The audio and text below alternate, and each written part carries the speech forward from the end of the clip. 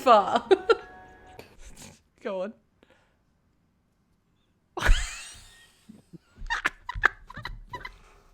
There's such a delay on the stress. Wow. Wow. Wow. Give me 3 I don't minutes. know why, it was still hot. He grabs you by the collar and says, "It's not your time yet." Yes, it fucking is. Salt? Swap them! Swap them! You care for this one. Take the book. Leave her alone. Walk away. If you have anything to say, now's the time. Celia, I'm out of moves here. What do I do? You need to run. She'll slit your throat. But I think then having kind of been stepped through what you can only assume is Tybella's memory of her life, probably has a moment of thankfulness that he was able to have that shared with him in whatever way that was able to happen. Snapping out of that and assuming that she is gone, still weeping, will just whisper in her ear, I'm so sorry. I'm out of moves. But never for a moment think that you need to dance around information with me. I'm not dancing. If there is a danger to you, there is a danger to me. And potentially vice versa at this point. Okay. I get it. She circles behind you, and in your left ear, you hear her say, "I'm sorry, Valenda, but I'm out of moves." And she walks away, back towards her tent. Oh, fuck off. The problem is that I'm a chronic overthinker. So, like... Oh, that's the problem, is it? Yeah.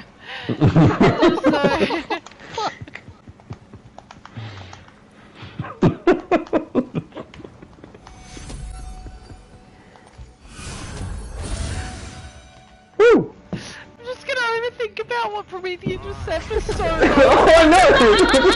Emily! Oh my god! Is meets beats in the favor of the person striking. And because he's striking at you, he will beat your meat, if that makes sense. Fuck. Yeah. So Don't can you say that again? I didn't catch it. just run it back. Yeah, roll it back, roll it back. What was that? I missed it. As Eden pulls away from you, what are you doing in this moment? Well, that was unexpected.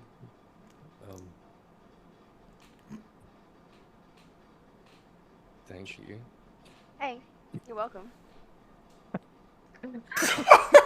But I need you to be completely aware. We are in truly so much danger right now. We need to get out of here. Yeah, I know. Cool. You'll do that? Yeah. If anybody ever said thank you to me...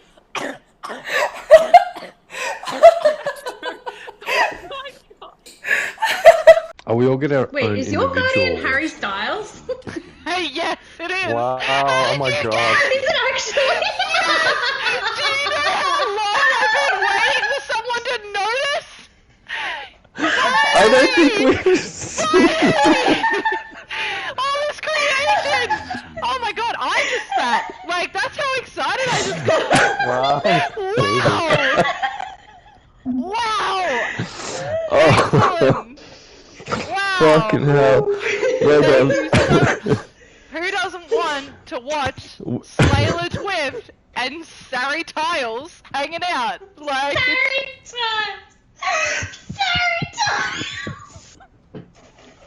She's gone. I can sense it. Yeah. That has destroyed Salt completely. Wow. So it is a fuck. My my daughter really wants to get into jewel crafting, and do you have anything just a little bit smaller than this one? Just your first jewelry kit, that sort of thing. It's a birthday, and the queen passing, she's heartbroken, just devastated. That's a real nice story. Happy birthday. I could probably like throw in, I don't know, if she likes yo-yos, I could probably give her one of those. But I don't have like a your first jewelry kit. Oh my god. Hello. I'm here. Alone, she said suspiciously. Hey, welcome to Hexes and Vexes.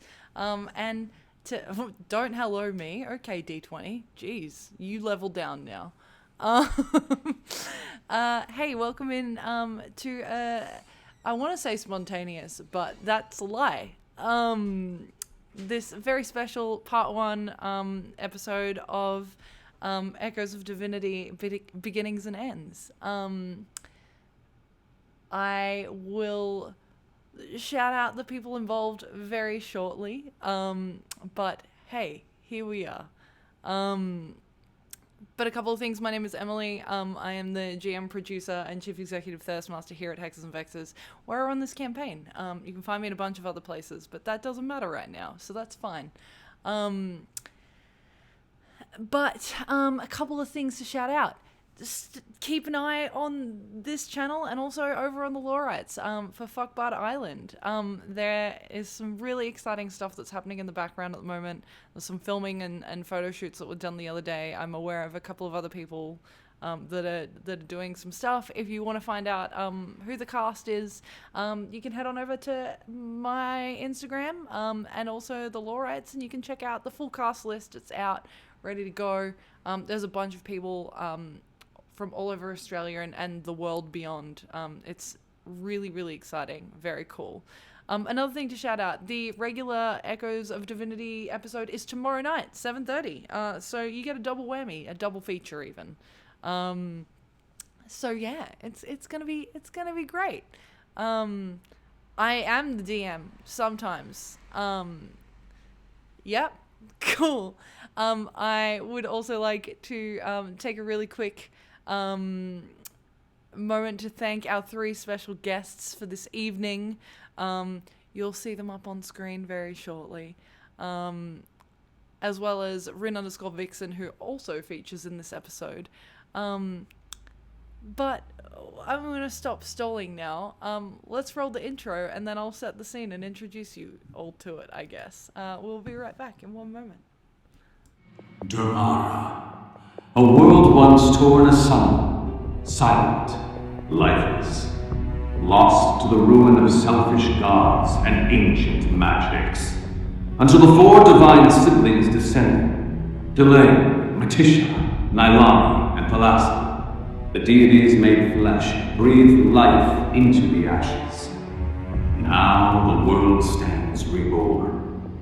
5 realms rise, 4 under divine rule, and 1 neutral heart where power balances are on delicate blade's edge.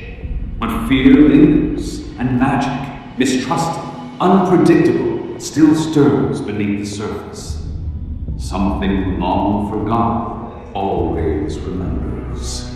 Welcome to Echoes of Divinity.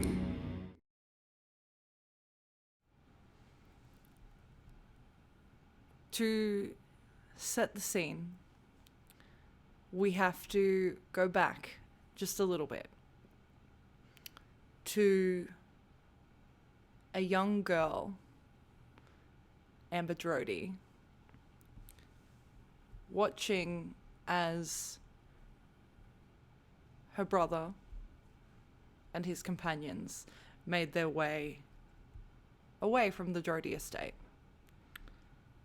making a deal with Lolth in a moment of grief to protect Hikari, the Bells, and the Drodys.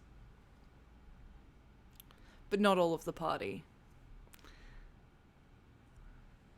She also let Lolth have something else. Her pain. And her memories of those that she cared about. And so, leaving on her own journeys, we're going to start the scene there. As the first snow of Frostfall floats through the chilled air, your journey from your home didn't feel like a home.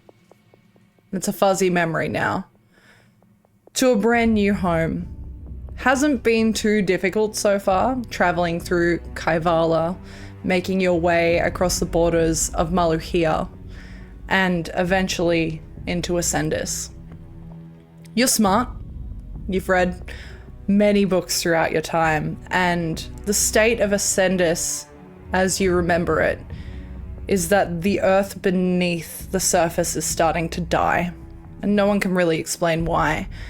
But it's not something you've seen for yourself. As you first kind of crossed through the border, everything felt fine. The landscape was a little bit darker, the trees slightly more twisted, the sky a bit of a deeper colour. But Ascendis has the clearest night you've ever seen.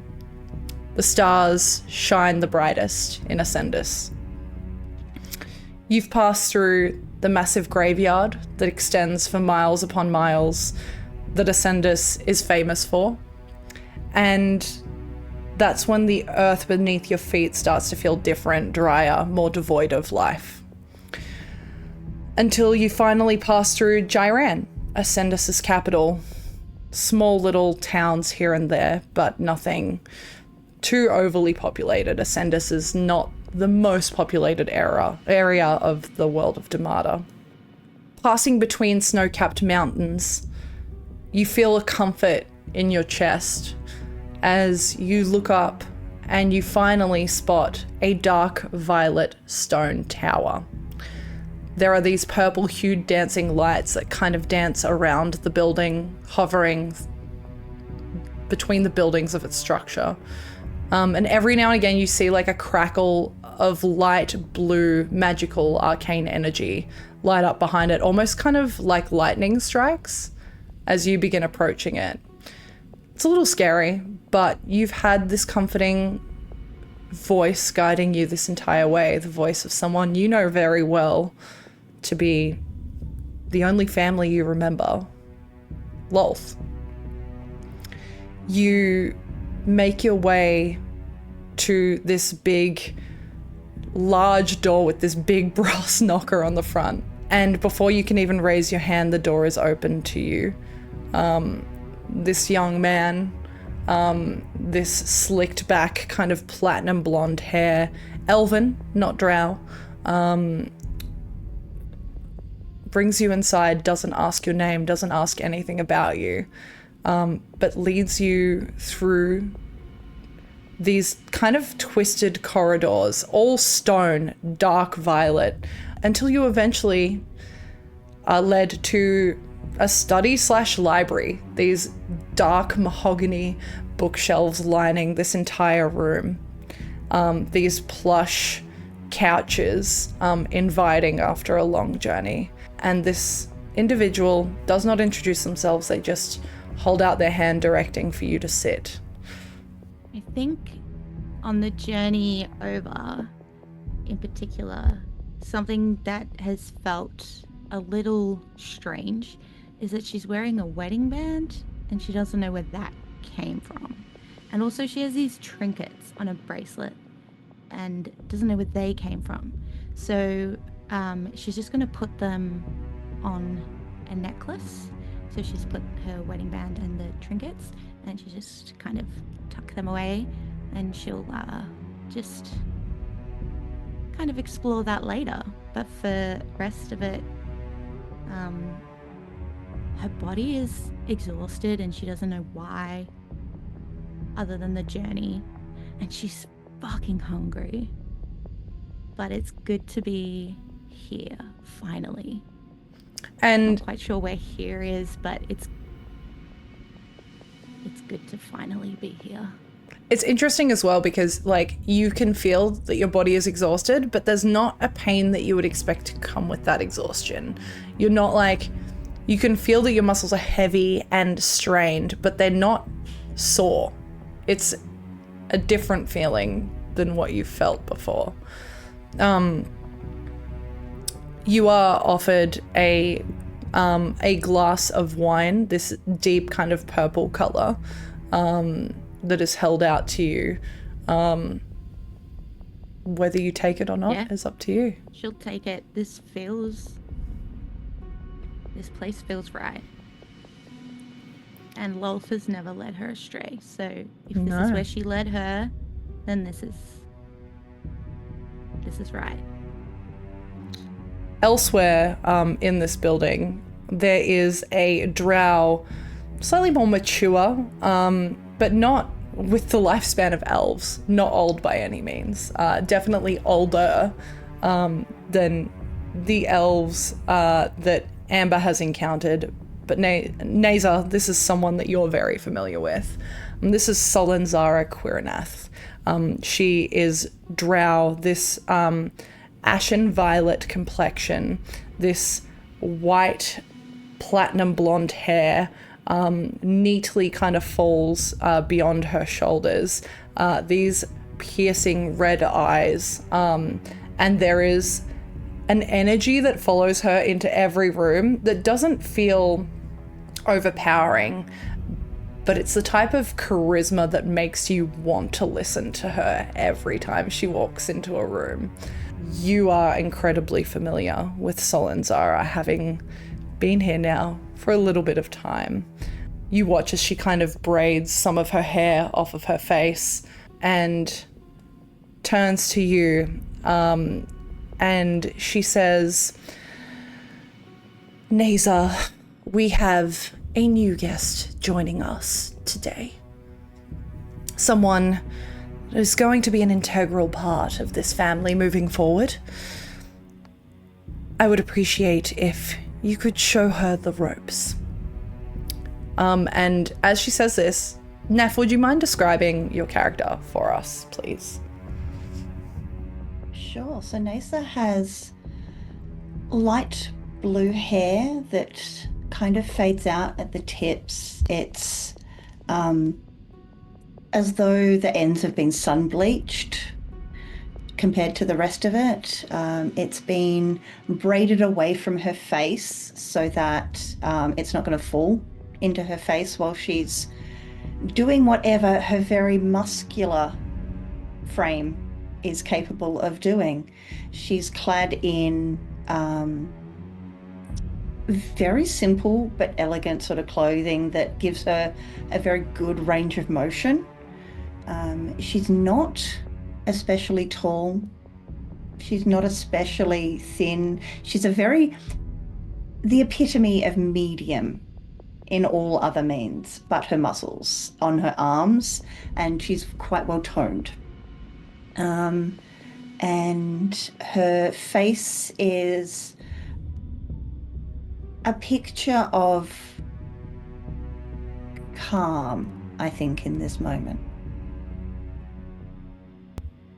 She, Solenzara, approaches you and, if you allow, will take your hand and give it a light squeeze and say, "You've never let me down. And I don't think you ever will." Of course not. Unlike my other children. And she will kind of, when she walks, it's like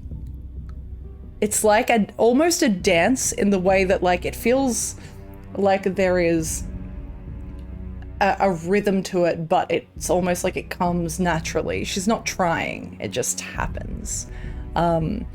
She assumes that you will just follow, and makes her way towards a study where you have greeted a few people in her presence beforehand. And as you approach the study, Solenzara entering first. So you see this short human girl. She's about 5'4", She has long ginger hair and bright green eyes.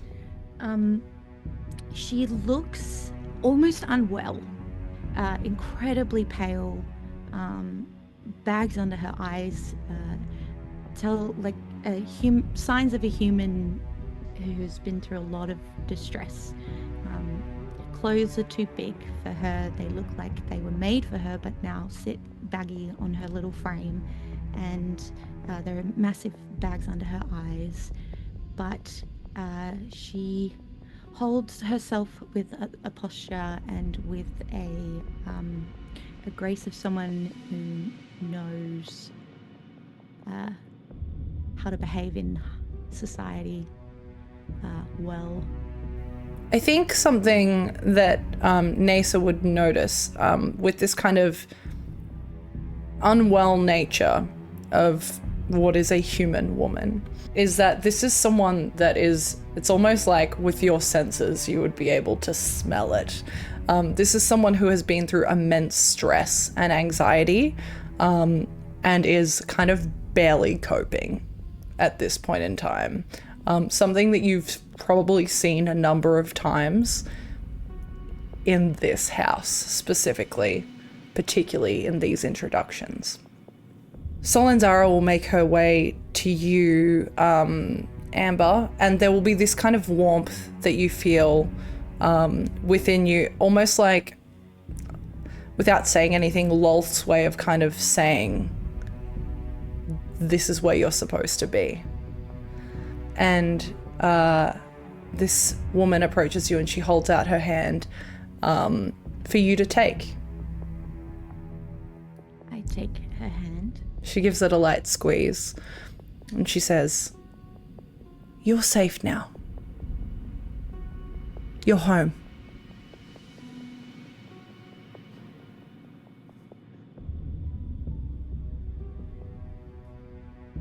I knew she would lead me home, finally. She leads you all here. This is Naesar, one of my longer-serving companions. Hello. I'm... Hi, how you going? Better. Welcome. Thank you. You are just in time. We were awaiting your arrival. Lolth told us you were coming. I apologize. Cassandra is late, as always. But it's been a journey for you, hasn't it, Amber, to get here? One that might feel a little fuzzy. Yes, actually.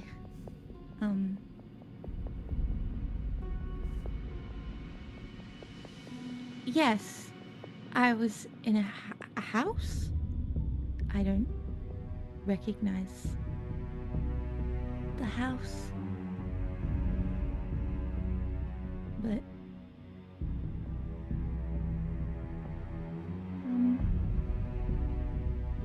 But yes, there are some pieces missing. That happens when we go through immense trauma. Oh. Maybe I should be grateful then that it's gone. It only makes us stronger. It's something that all of my girls here have in common. A strength. They just needed to unlock it.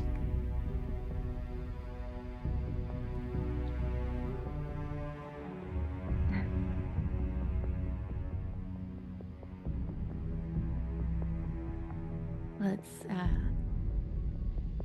good to be home then.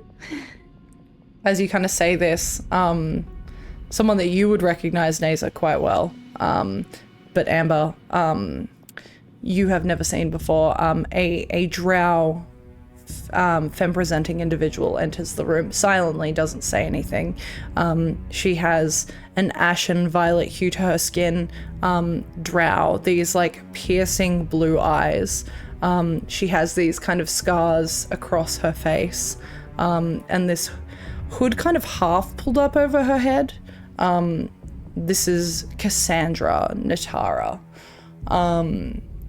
And she enters, kind of stands up against a bookcase and like folds her arms over her chest, just listening passively.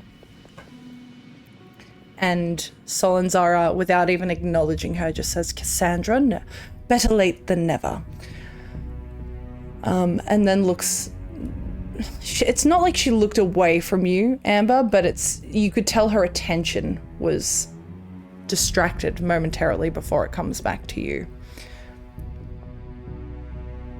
Part of what we're doing here, aside from ensuring that we survive, and we survive well and healthy, and without pain, without suffering, is making sure that none of us ever feel weak. We should always feel strong. And I dare say if we looked into the fuzzy memories you may hold, Amber, that there are plenty of times that people might have tried to make you feel weak or inadequate.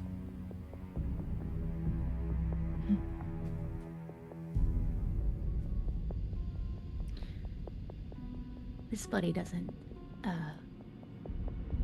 feel strong. Poor Naesar here, before she joined us, went through quite the ordeal also. Yeah, but I'm better for it now. You are. You're my strongest. Do you remember it? Yeah. But it was a moment in time, you know? And, it passes. I fear I don't, I'm human. So there's moments in time sometimes feel like eternity's stolen from us. Yeah, no, I get that, but like, if your entire existence is a cake, a moment is just a piece of icing on it that you can flick off, right? You still got a whole cake left, and cake's the best bit. I don't like icing anyway. My stomach grumbles a bit. I'm like, oh, I could go for some cake. May I offer you something better?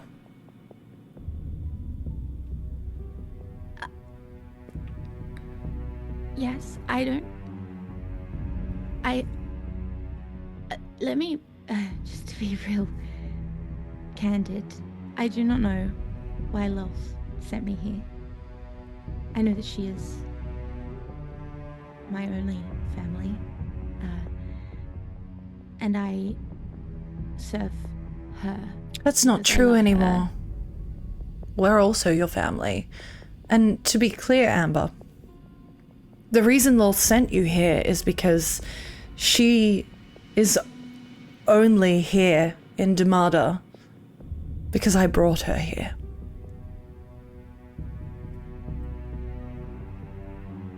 What?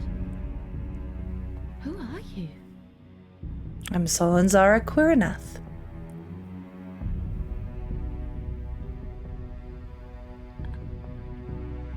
Well, I owe you a life debt, then.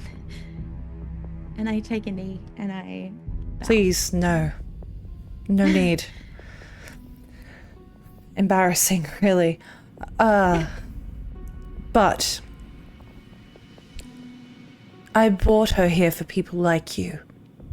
People who are lost. People who have been underestimated.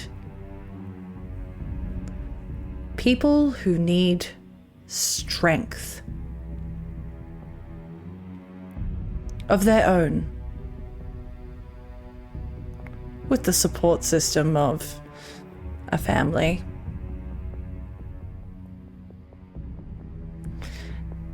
Your pain is gone. The only thing you need from there is power. We can give that to you. You can be independent, but with the support network that you need or crave. Don't have to be alone.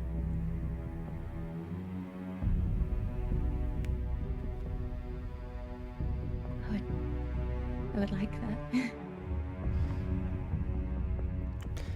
Cassandra and Naesar were in a position you were once upon a time. And as Naesar has put, they are stronger since. I would like that gift imparted on you, should you have it. I worry that you have me confused with someone else. I'm just a human. You're not just a human. You're Amber Drody. Say it like you own it. Drody. Or you can pick your own name. I didn't know that. I've always just gone by Amber. It's better that way sometimes.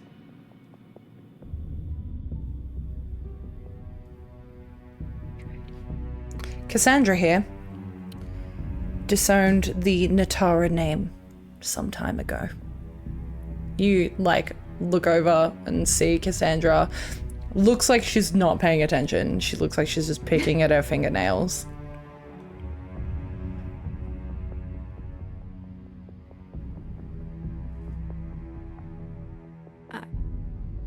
I don't know the Drodys. That name means nothing to me. Good, they're not worth knowing. They abandoned you, Amber.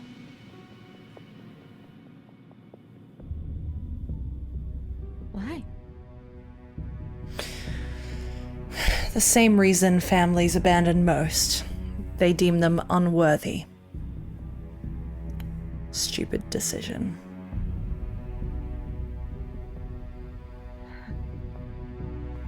Or Well, then I don't want their name. Correct. Or in others' cases, and she'll side glance at Naesar, decide that their actions are against their morals, or some sort of fucking shit that makes no sense.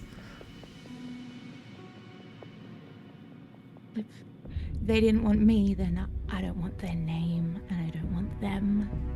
I am no Drody. Hell yeah. I have a family. It's Lolth, and I don't need them.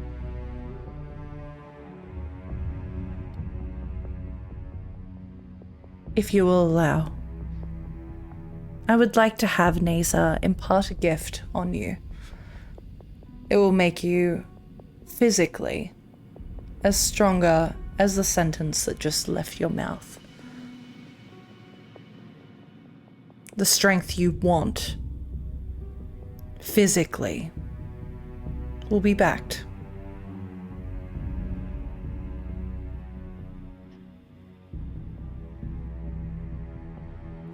Just say the word. Would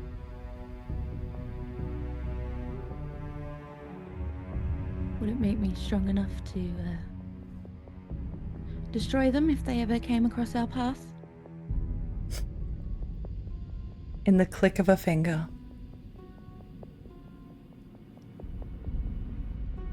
Would it make Lols proud? That's why you're here, darling.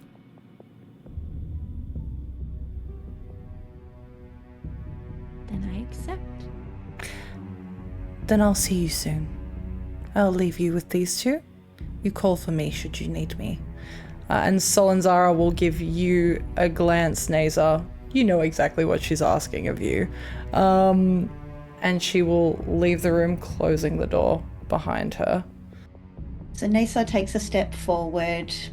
It's not in an intimidating, threatening way, but her physique is kind of towering over you at the moment.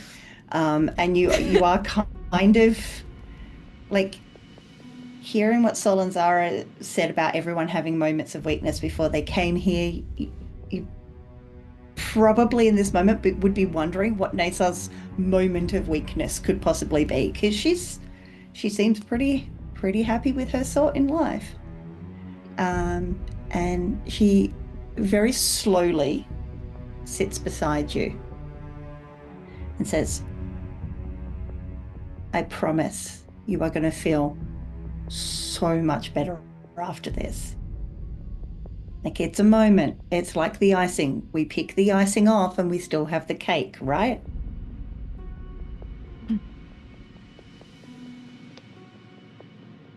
Promises mean nothing to me. Actions and follow through do. I trust you. I like the way you picking speak. Off the icing. Fuck the icing. And she's going to grab your hand, and while maintaining one eye on you, also kind of do a bit of a side eye just to check where Cassandra's at. She's still standing in the same spot, but now instead of looking at her fingernails, she's looking at both of you, and will give you kind of like a half smile.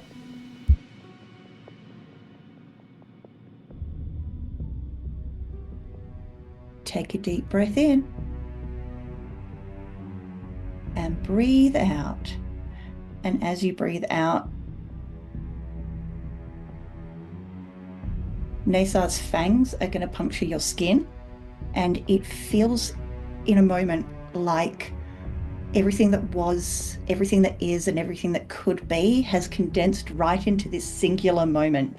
And the enormity of you accepting this gift is almost too overwhelming for your body and your brain to comprehend. The physicality of what is happening to you doesn't really register, as you just feel the last remnants of weak Amber, a very typically human Amber, are pulled away from you. They are, it's like a search and retrieve program where whatever Naesar is doing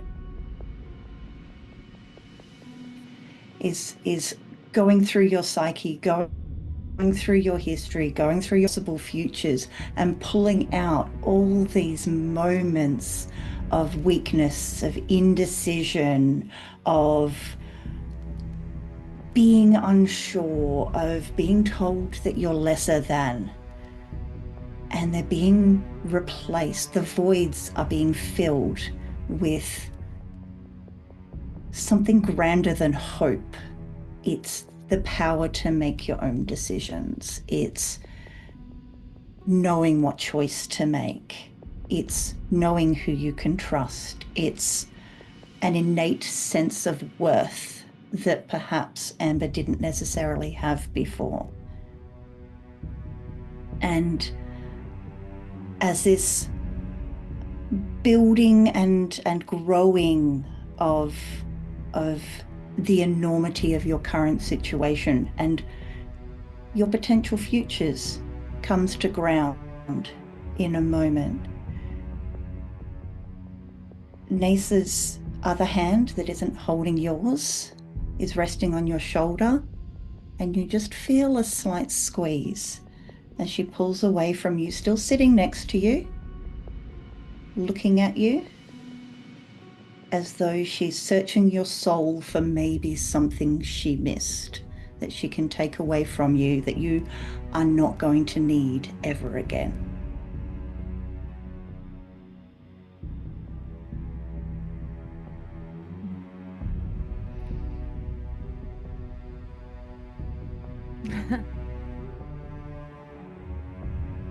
Well,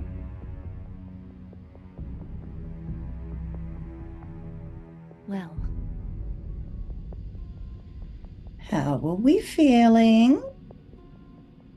Hungry. Mm-hmm.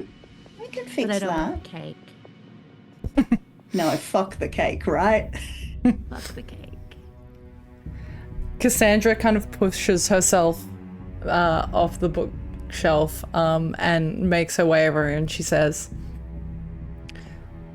"Is this what I was summoned for? Because feels like it could have maybe been a sending stone." Oh my God, get your head out of your ass, Cassandra. We eat. Yes? Yes. It's the beginning of the Ember season in the elven city of Andoril, where you both live. It's the busiest season, it's the warmest season, and the afternoon sun is bright and warm against your skin. The town or city itself, and the town square has people everywhere at the moment.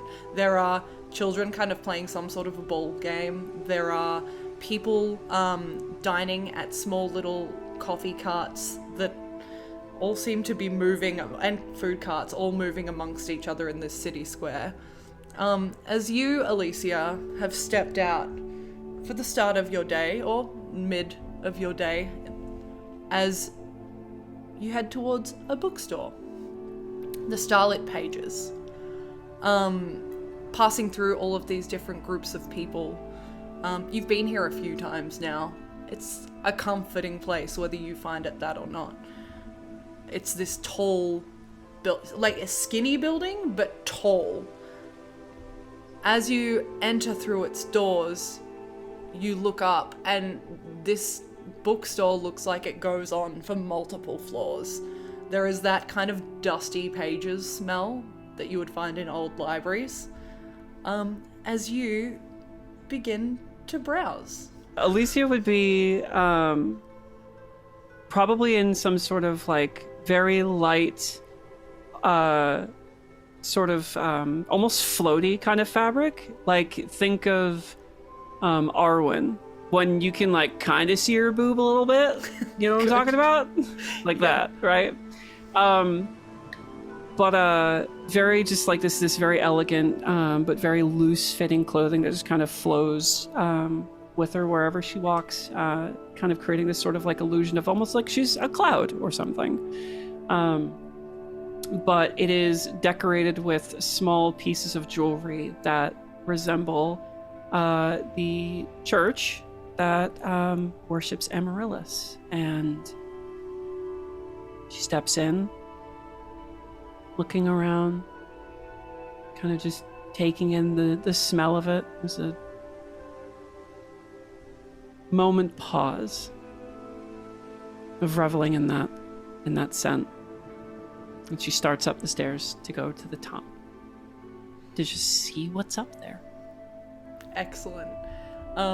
It takes you a little bit of time. This is a really tall building. It probably takes you, with the amount of kind of people wandering through here as well, and not many of them venture to the top floor. But there are people that you're kind of passing in this really like tight staircase. And as you kind of wind your way through people, it takes you about 10 minutes to get to the top. But you can't see too many people around on this top floor. Is there anything Alicia is specifically seeking in this bookstore? The oldest, dustiest book that she can find. Doesn't really matter what it is. I am looking for the oldest thing in this library. You head through rows and rows of books until you kind of find a more secluded area in this bookstore. There is only one other figure in this area. And NVCDM, I'll get you to describe your character and what they would be doing in the rows of books in the starlit pages. So Tarron, as he's named, stands kind of like what you would call a sturdy height, like not really tall, not really short. And his silhouette is kind of carries the elegant proportions of his elven heritage, but it's tempered by a more grounded, robust human aspects, as he is a half-elf. His ears are tapered to soft points, which are subtle enough that you could mistake them for an unusual human quirk at first, but once you get up close, they're unmistakable, have that elven quality to them. His hair is deep, like chestnutty brown, which is worn long enough to just kind of brush his jaw, and it's tucked kind of carelessly behind one of his ears. Not that you would be able to see this necessarily from his profile, but face on his eyes are kind of a very striking pale silvery green, framed by dark lashes that give them an unsettling depth, and if seen in a particular light, almost luminescent. But yeah, he's wearing practical and comfortable fitting clothing, very, I guess, utilitarian or Spartan, and he is kind of standing facing one of the shelves and running his finger along, kind of looking at the different titles there. Like he's looking for something in particular, but not in any kind of fervent hurry, like he's desperate to find something, more just like, what looks interesting. As you catch sight of this figure, Alicia, you see at the shelf next to this figure is what looked to be a bunch of dusty books. But you'd have to get closer to find out. Slowly approach, not out of caution or anything, but just slowly taking my time, making sure I'm not making a lot of noise so as I don't disturb you, and pull up alongside and start picking at what's on the wall. I guess Tara is just going to continue just perusing the books in a very unbothered, casual kind of way, but is absolutely peripherally aware that someone is browsing the shelf next to him, but won't say anything just yet. I'm just going to see what this new arrival is going to settle on in terms of literature before making any decision whether to interact. Because, you know, you can tell a lot about a person by what book they're going to pick up off the shelf. Okay, you're looking for the oldest, dustiest book. The oldest thing. You would settle on what looks to be a fictional assumption of how the world began. It is very clearly a novel, not like a non-fiction book. It's someone glorifying the beginning of the world in the way that they assume it happened. Right. Just run my hand along till I find that. Huh. Just quickly pluck it off the shelf.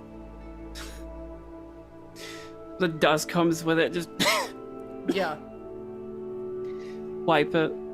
This dust goes straight onto you, Tarron. Like, you just see this dust kind of settle on your sleeve as this elven figure next to you starts brushing this book off and coughing. Sorry? So I think now that there's been a verbal interaction, Tarron would turn to look at this new arrival.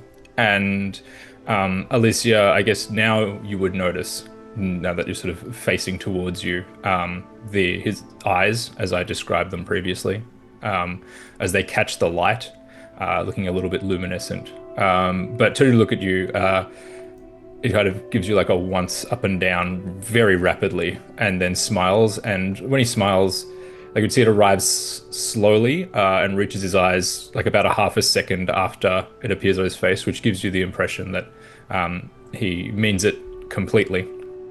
I say, hello there. Did you find what you were looking for, or do you plan on bringing the entire rest of the library's dust down upon us? I'll bring the dust down if such books offer stories that are worth listening to, I suppose. I assume you mean reading. Well, books generally don't speak for themselves. Well, they have their own language. They talk to us, in a way. It's a very interesting philosophy, and true enough, I would guess. I suppose you're familiar with the language that's written in? It's in Draconic. Oh, fuck. You should have told me we need a character sheet. I didn't think we would. Okay. Okay, yeah, I don't. I'm gonna open it up. Put it back on the shelf. And just start looking for something else. Tarron would then take the exact same book off the shelf that Alicia has put back. Very flush, very red, and would open it up to the first page and start reading aloud from the first passage of the book. In the beginning, there was a moon type, like absolutely batshit crazy type thing, and then would just read maybe 2 paragraphs worth, and then like looking up, like it was is head down, reading aloud from the book, and then just eyes come up and look again at Alicia. It's like, does that sound roughly like what you were looking for? Oh no, and now I feel even more sorry that I got the dust from it on you. That was hardly worth the time. Oh, I disagree. I don't think that there's ever a waste of time to hear someone else's impression of events or ideas. They may not be true, but as you say, they're certainly an interesting story. Would you like to hear the rest of it? Well, it was a bit of a fun fantasy, so sure. And I will prop on probably one of the nearby ladders and just sit on it. Mm-hmm. The entire time that you are reading out this fantastical retelling of the birthing of the world, there's a very sincere smile on her face as she just listens. And eventually, when you decide to stop after maybe a laugh or a jest at the ludicrous nature of this book, she'll kind of settle in a little bit, and rather than think to herself, you know, it may be a shit story, but I'm happy to have its bindings open again and have its story remembered, even if for a time. So many of these tomes, they get lost up here. No one reads them. They're alone. And I want to make them feel like they're not forgotten. It's been a week or so since this transformation, and Amber, you are feeling stronger than you've ever felt. All of the signs of tiredness, exhaustion, have disappeared from your body. This is both the most youthful you've ever felt, but also the strongest you've ever felt, with all of this experience in your life that you can remember backing you in this moment. all of the knowledge you've absorbed from all of these books. And you in this clock tower that up this kind of spiral staircase that feels like it goes for ages. You, Naesar, and Cassandra trek up here every now and again, just when you need time together. You in this tower alongside Naesar and Cassandra. Cassandra peering outside of this open kind of wall, and it's open in a way that feels like the building is just old enough that it's started to fall apart and kind of has left this open space to look straight out at the stars and over some of Ascendus's lands. Cassandra leans against these bricks that are starting to fall apart. Naesar, where do you think you would be positioned in this moment? So Naesar's in front of one of the big windows that are off to the side, and she's just running through Carter. And you can see the lines in the dust have, like, she's done this a million times, but it's all the same. Yeah. And she's not even thinking about what she's doing. There's a fluidity and strength as well to this movement that is entrancing. It's beautiful to watch. Amber, what are you doing? Amber has found like a pole or something, or somewhere in the scaffolding, still close to her girlies, but hanging like by her legs, almost like a bat upside down, but just her legs hanging over, and she's kind of just like swinging upside down, tinkering with like a little mechanical songbird kind of thing. And yeah, that's what she's doing. So, like, it's been a while, hey? How you doing? Like, you settling in okay? Found everything that you want? Is there any remnants of your human life that you feel still haunt you? Haunt? No. Although I did have this on me. These. A wedding ring? Ew. Don't remember anyone. Could you imagine me? Ew. And these little, well, the cat's kind of cute. And there's a bell and an apple. These on me, but I don't know if they mean anything. I hold something sentimental also. You would have both noticed this. Cassandra, every night before she goes into her trance or rests, scribbles notes in this just small notebook. But she just kind of holds it up and then puts it away very quickly. Not cagey, but definitely like a not elaborating way. I'm gonna flip down. I'm gonna just let myself flip off of the pole and land. Oh, Cass. I like stories. I do love to read.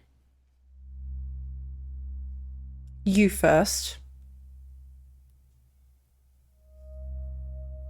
What would you like to know? Whatever you have to share.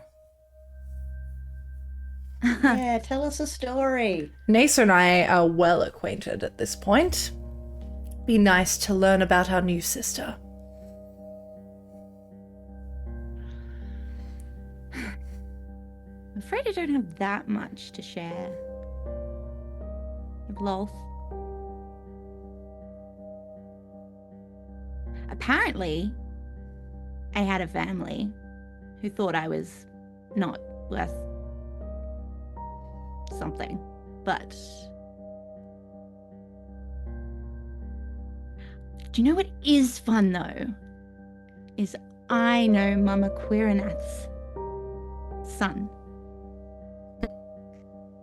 Met him. By which name? Valenda. I highly suggest mention him by all means. But just be so careful when you choose to. Because if Solanzara is not in a good mood, the name of her son won't bring her any joy. What if it was in the way of, like, we killed him? Solanzara, here's your piece of trash. I suspect she has larger plans for what I understand his name is Javier. I had heard that one, actually. I prefer Valenda. Rolls off the tongue Javier better. sounds a bit pretentious. I agree. Naesar fell out of a tower.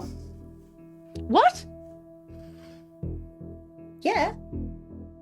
Like, so many floors down, but then, look at me now.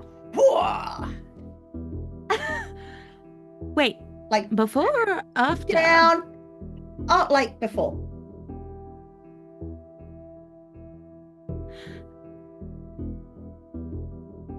Disrespectfully, What? how are you still alive, Nay? I'm good at what I do. And what I do So is good land on you my fell feet. out of a window. Yeah, but like, I beat some bastards up on my way. So it's all good. Worth it then. And then I got to see the look on someone's face when they saw me fall. That was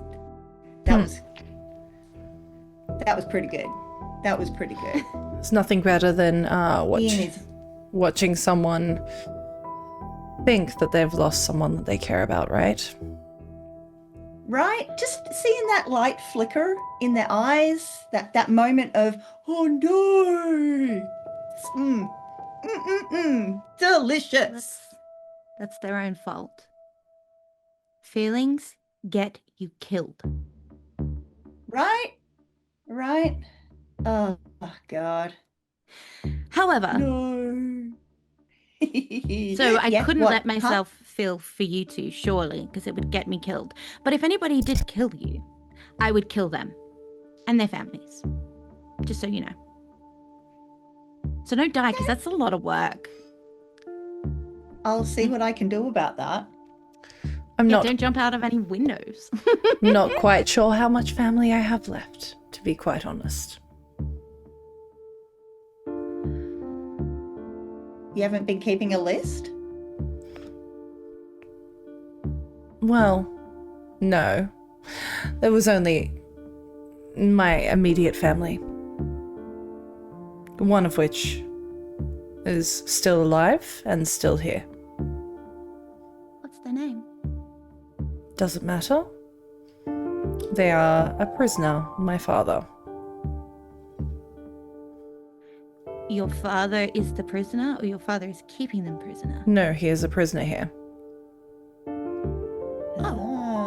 Can we go poke the cage? I do so quite often, but I prefer to do so. It's the one thing that I prefer to do alone. Oh, Cass. Heaven forbid a girl has hobbies. My mother was murdered. My sister is somewhere. Who knows? What's your sister's name? And your mother's name? Can you actually beforehand roll an insight check for me, please? I know I said we didn't need dice, but could you specifically roll an insight check for me? 17. Cool. You notice in this moment one specific feature about Cassandra that is very reminiscent of one very specific person that you remember, because you've forgotten a lot of people. And the feature is these eyes. These eyes are this icy, piercing blue color that you only saw once very briefly. And you can't place the moment in time, but you do recall someone murdered in a vicinity of where you were. You recognize that this person's eyes are almost identical to the eyes of Tybella.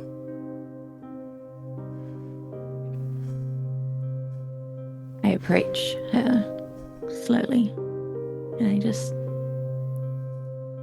into her eyes. I've seen those eyes before. Tybella. You watch for a moment that there's this and you would both clock this because you're both very fucking perceptive. There is this Cassandra is so reserved. She doesn't share much with you. She's very monotone, very nonchalant her entire existence. And there's this moment where it's almost like how someone flares their nostrils, but it's her eyes, and there's a sense of recognition there. How do you feel about her?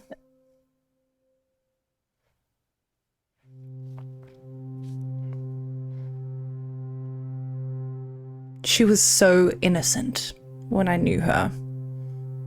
So full of wonder. So in awe of her older sister. But I don't remember much past that. I am sorry to tell you this, Cass. Tybella is dead. She was murdered. I don't know. It's fuzzy. I don't know much else. I remember the house I was in. It was only a matter of time.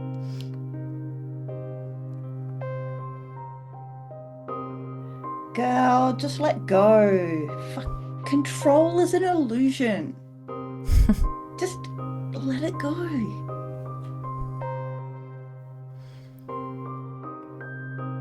I'm not sad. Get angry. I'm not angry.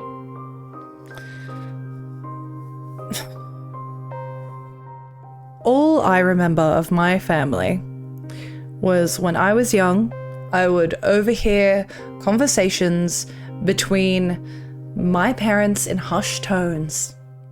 And if they caught me eavesdropping, not that I would hear anything of note, they would get mad, they would yell. They would tell me not to listen in, to mind my own business. She was so young. And to be fair, she's not that much younger than me. Or wasn't. But I had a disagreement with my parents. I left. And I didn't go back. And I don't regret that. At all. Me and my parents did not mesh. And they loved her. I was never going to take her away from that. I heard of her capture because she was kept here, as was my father, for a time. She got out. I don't know why or how Sol and Zara decided that she was to be let free.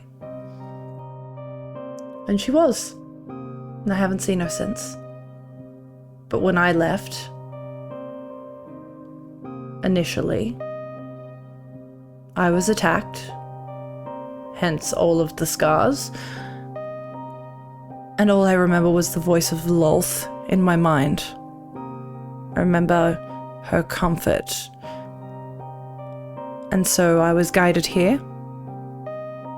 And while my father is captive, I don't doubt that that's where he's supposed to be. All I know is that something about me is important, and something about me is worth hunting. So it's dangerous for me out there, which is why I'm no longer just Elven or Drow. It's absolutely your sparkling personality they're after. Well, you would think, right? This charisma. Wow. Overwhelming. Something I had in common with my sister.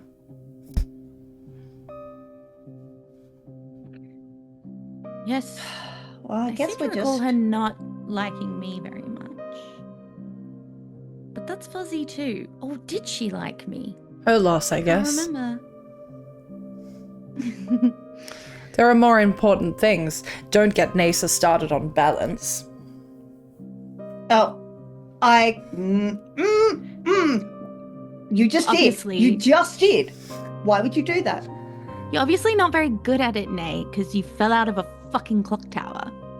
I am fucking amazing at balance. Don't let anyone tell you otherwise. Oh my god. But it's all fucking bullshit.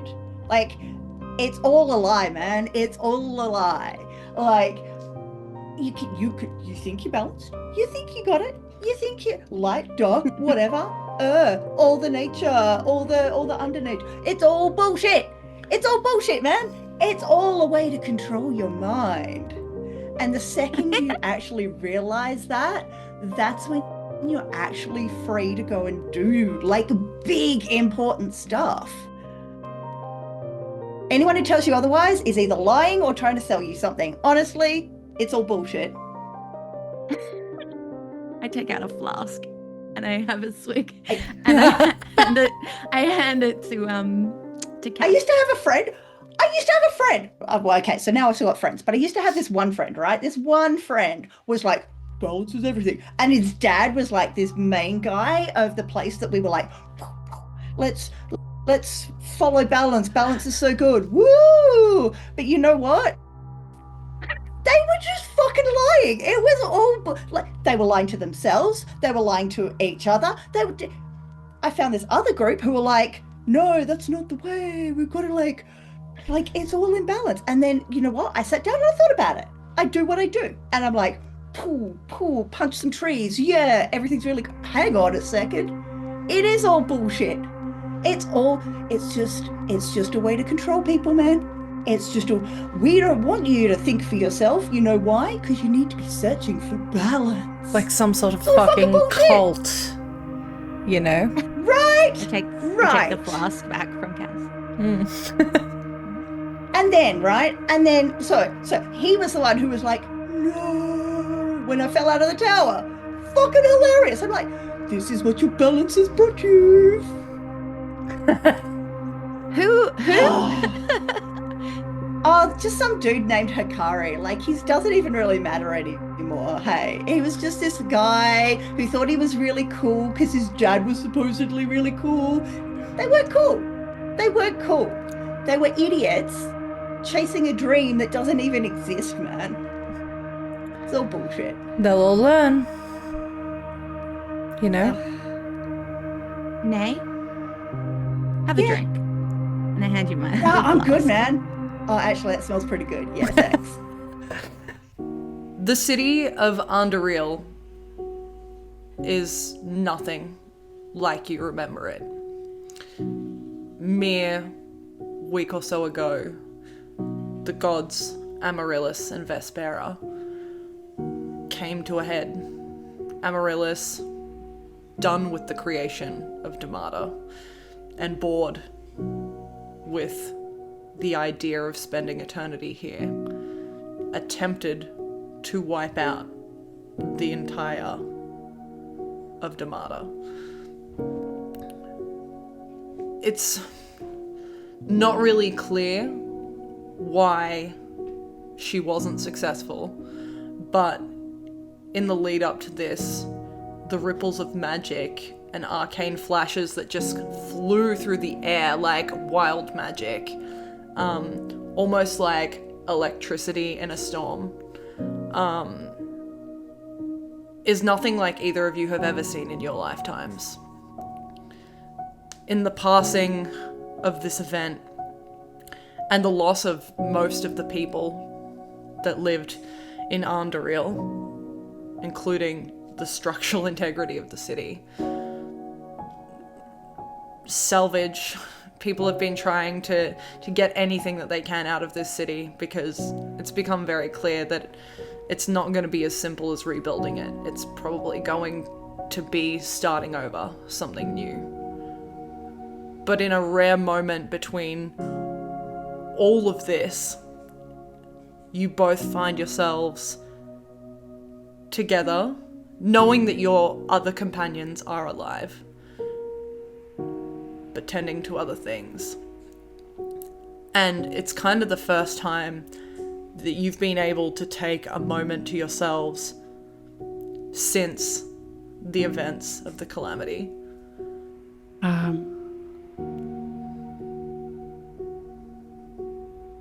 Think that Alicia would be walking the streets, probably still in the same clothes that she wore the day that everything came crashing down,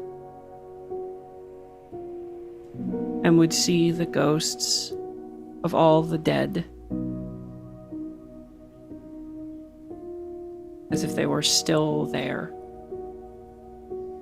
walking the streets when it was normal, seeing the blood just littering the street with all the rubble.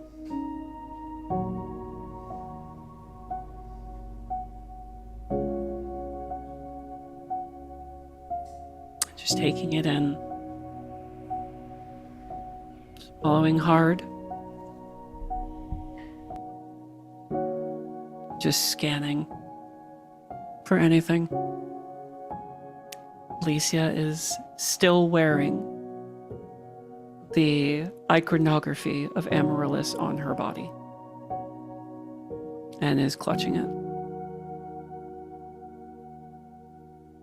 and just scanning for anything. I think by the same token, Tarron is walking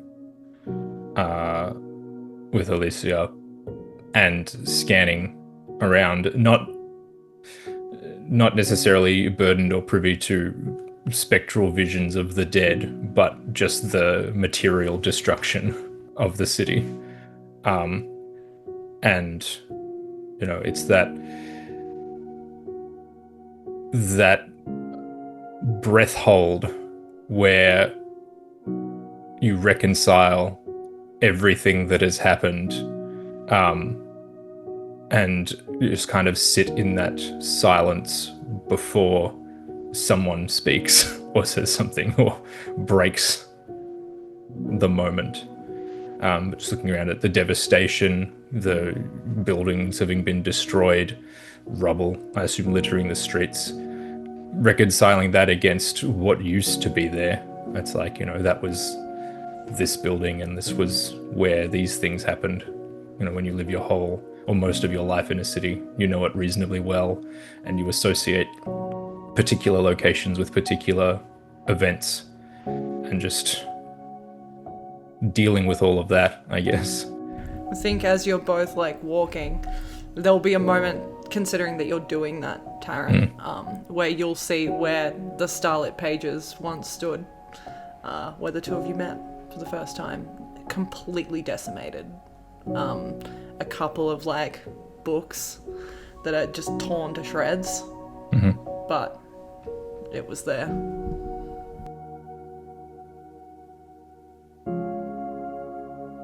She wouldn't do this. I don't believe it. I don't.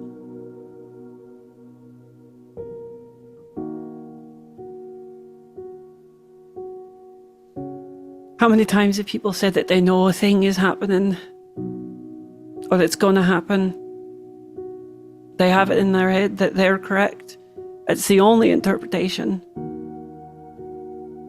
She wouldn't do this. She wouldn't. I think Tarron sort of wanders over to where the starlit pages were and would pick up, I guess, the remnants of one of the books and just kind of is just looking at it and flicking through the charred or ripped pages absent-mindedly. Not even reading it, just kind of going through the motions. She did it, though. How many interpretations existed in these pages? And he kind of like limply gestures to the crumbling book. Like, each story someone's own retelling of events. Turning their back on us, like, we've given everything. Everything to her. And her lover. And this is what we get. A god of love who doesn't do that.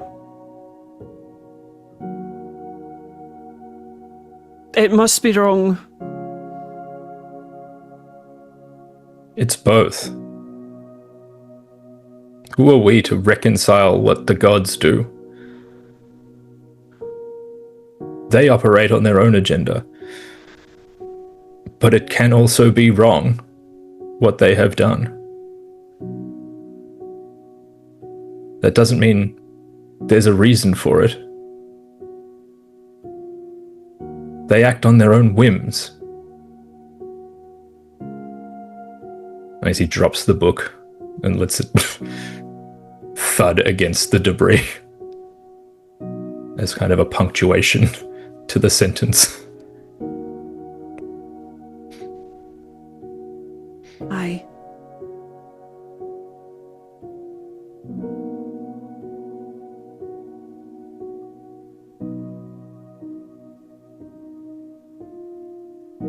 So now what?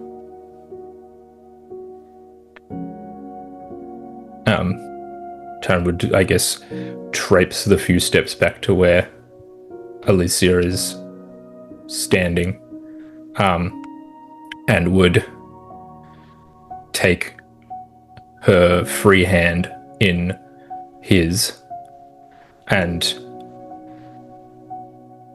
look her dead in the eye, and in a strange way, I guess the ambient light kind of catches the silver green in his eyes, and again that luminosity, just like a flicker of that luminescence in his eyes,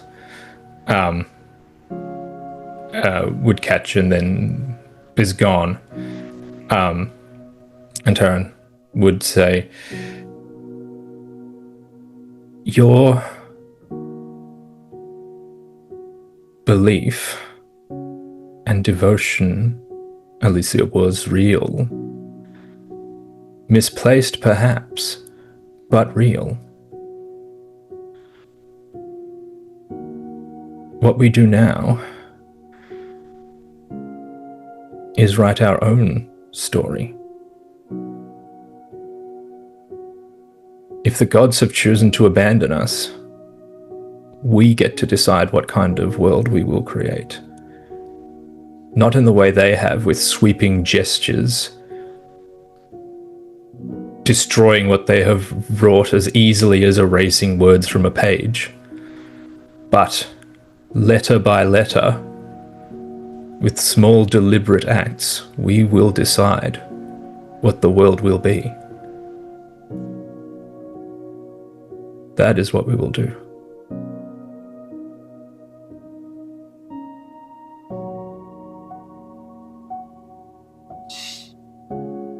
Returning your gaze,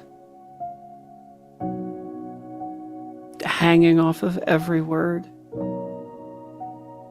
Just squeeze your hand.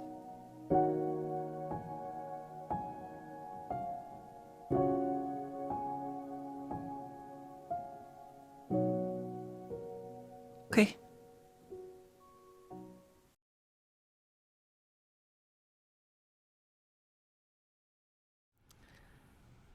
And I think with that, we might take a really quick break so that everyone can be chill and stuff. And don't go anywhere because we've got more to show, and it's all really fun and lighthearted. We'll see you very, very, very soon when I hit the button.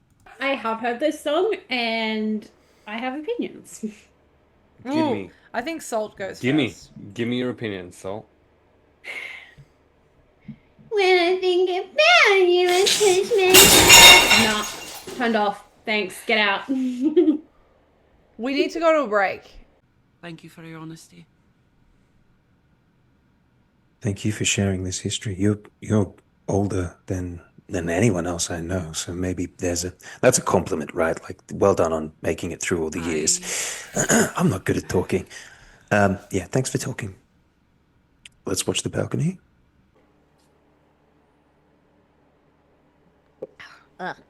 Rose.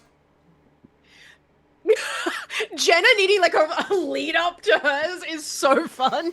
I have so much down this possible. Okay. Cat hair in the shoe, so that's fucking outstanding. I'm not gonna lie. The hot sauce actually made that good. Wait, you did a spicy shoey unnecessarily? Shut up. Great. Okay, I'm gonna do it this time. Ready? 3, 2. Marcus's thought is as follows: a tragic tale of a failed sister that's looking to get her ends, and she's going to be really upset to see the book in Grommy's hands isn't the book Grommy thought it was. How so? You remember when we went to the market and we went all that shopping?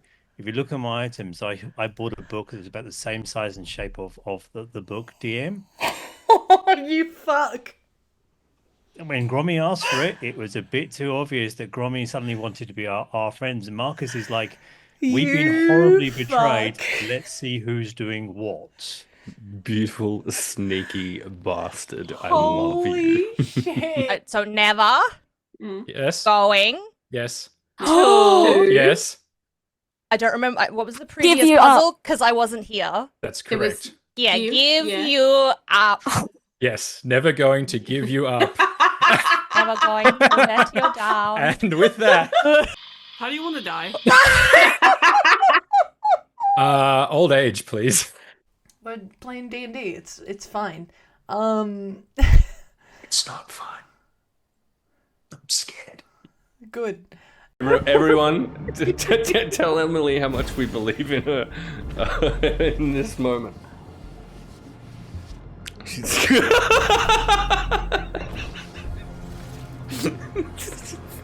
It's the outright giving up. I'm just gonna let this happen a few times before anything else happens.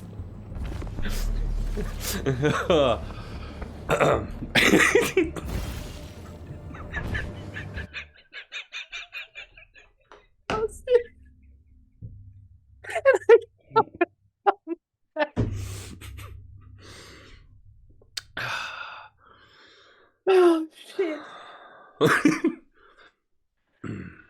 You're embarrassing, Percy.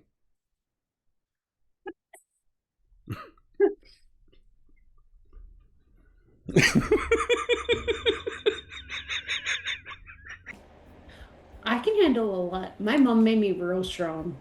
What's the strongest thing you can do? I could probably bench press you. Do you want to? Can we do that? No, absolutely not. Do not do that. I am fine. Thank you very much. I could bench press a bear. I'm real strong. Fucking okay, let's go. Obedient? What? What the fuck? Obedient. That's one.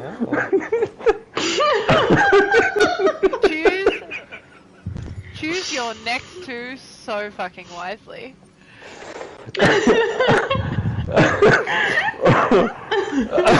And turn to face the guards that are approaching Marcus. Absolutely. She's going to start approaching with her arms out to the ground. Okay. And as she's doing this, her dress, which we all remember was made of beautiful leaves, are going to start falling as though it's autumn. Okay. Her entire body is going to become covered in vines, and as the vines fall away, her armor and all of her weapons are back. Excellent. She's going to stand in front of Marcus Quick roll with a her D10. shield on one arm and her sword in the other, and she's going to widen her stance with her sword towards the guards, and she's going to be like, come on, boys. Ahoy. Hi. Hi. Cool. Hi. Come in to my party entrance. And Back door. Thank you. That's the anus for me. It's like, that's what a god. Hey, we're back with more lighthearted fun. Nothing to see here, I guess. No, there's definitely still stuff to see. And we're gonna go back into the next little thing. To set that up, we're gonna head back over to what was Underreal, and there's maybe something different now. We'll see you there. 3 years has passed since the end of the original Durmada, since the two of you stood outside the last remnants of the starlit pages together, vowing to start again. Underreal isn't that anymore. That name has already, even in 3 short, what feels like short years, it's already starting to be forgotten, and it's becoming what New Durmada has developed into. 4 new gods,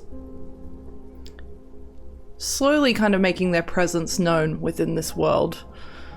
Rumors of some of them wandering the mortal plane, and the place that you live now is known as Ascendus. A new border forming closer to you. Parts of what would have been Underreal are now referred to as Agora. And there are big chunks of the actual Earth missing that have created kind of seas and different spaces that you're not used to. But overall, Ascendus, as it's now known, is starting to feel like a functional city. Again, new but functional. The difference being the sun doesn't shine as brightly here anymore. The earth feels still void of some magics, but it's healing. At least that's kind of what it feels like. Alicia, having spent some more time alongside your friend Tarron, learning about, well, preparing yourself, hunting, fighting, in a new way, because you weren't incapable before. But it's something that he's been teaching you. Having spent some time on the outskirts of Ascendus, making your way back to see your friend Tarron again, only after a couple of hours, hasn't been that long. You would come across Tarron, back turned to you, working on something, or looking focused at least on something. And Envy, I will allow you to describe the space that you're in, and also what you're doing as Alicia approaches. Well, I guess it's kind of what you might call a detached workshop, in that it's next to a larger building, a house like, and it has an open front. So inside are, you know, standard tools that you might use for woodworking, to carve into timber, and as I said, Tarron is working at I guess I would call it like a clamp, like a workbench with something in a clamp, and is just sort of carving away at it with his back to you. And I guess you've noticed he's been working on something more and more in the last several days. But you're not quite sure what it is. Like, he doesn't work on it when you're there, but you know, you will return from spending more and more time away, and you'll often find him working away at something which he would generally just hurriedly put away and just be very dismissive about. It's like, oh, it's just something.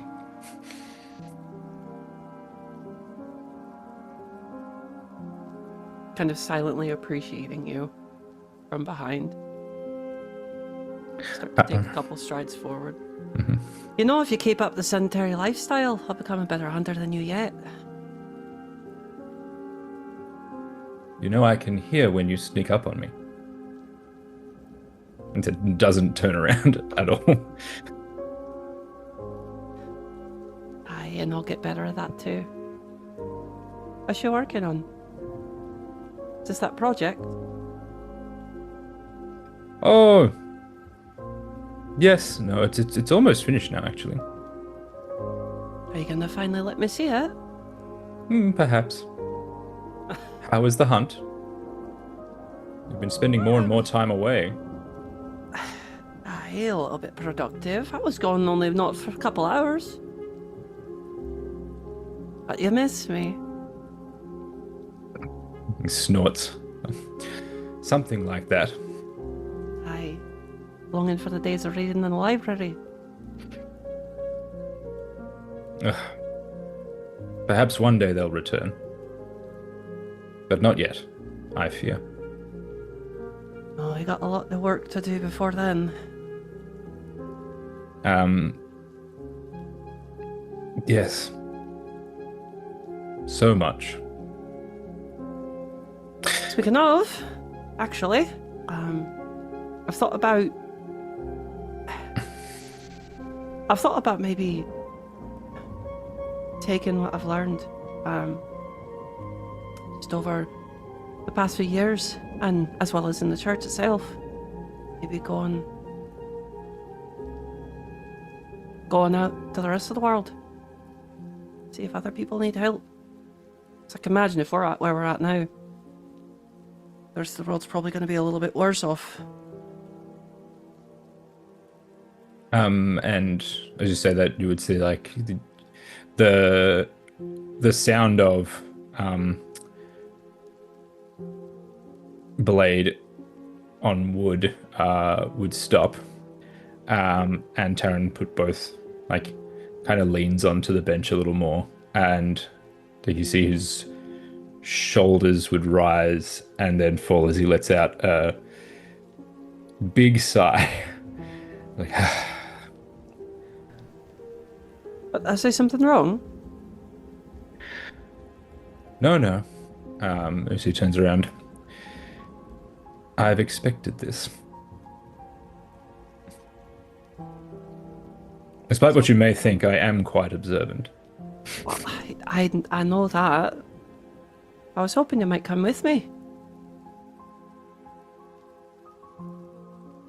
He kind of looks at you for not a long time, but it feels like it.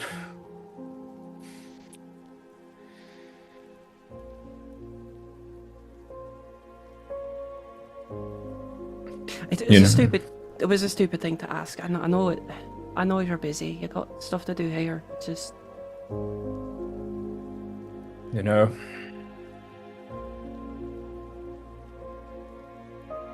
had you asked me that not even 2 years ago, I might have said yes. Now,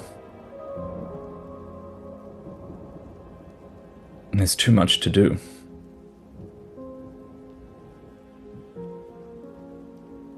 I've only just started to rebuild, to get some semblance of whatever normal will be.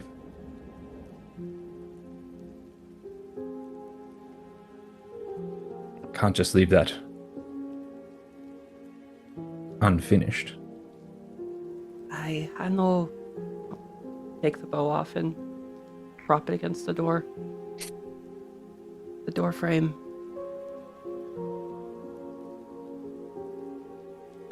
I don't think I'll be gone long. I mean, maybe a decade at most. Can't really think of it any longer than that. But you never know what you find out there. It's worse. I don't want to be gone long.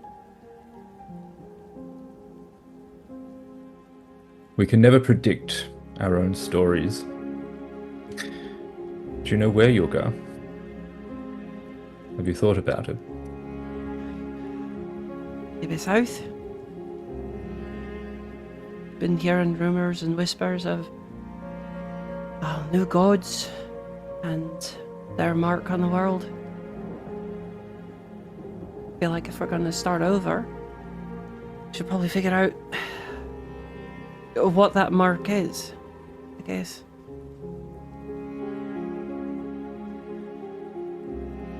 South, then. Very well. Do you know when you'll be leaving? I assume not tomorrow. I know, not tomorrow.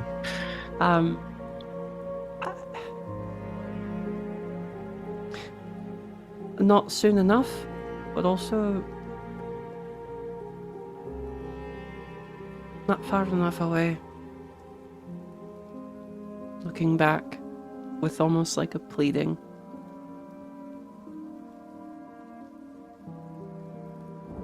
I don't think you'd see like that brief flash of green in Tarron's eyes.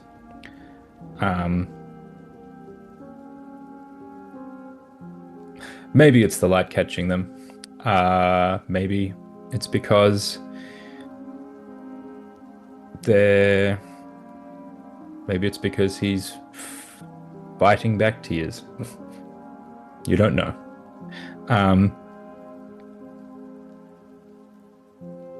Well, We got time yet. At the very least, I have to beat you at least in one of these hunts. If you'll fucking join me on one of them at this point. Honestly. You taught me how to do the damn thing and now you won't even come along. Promise you'll go on the next one. I promise. You had to make it. You had to learn to do it by yourself. To be independent. And I did. And I did. I'll pick up my bow. You can leave that there. To have any chance of beating me, you're going to need something much better than that. What, do you have the coin for one? Not quite. And then Tarron will turn back to the workbench and release the handle on the clamp that was holding his work, and will sort of pick it up and dust off the last of the sawdust and wood shavings, and will quickly take a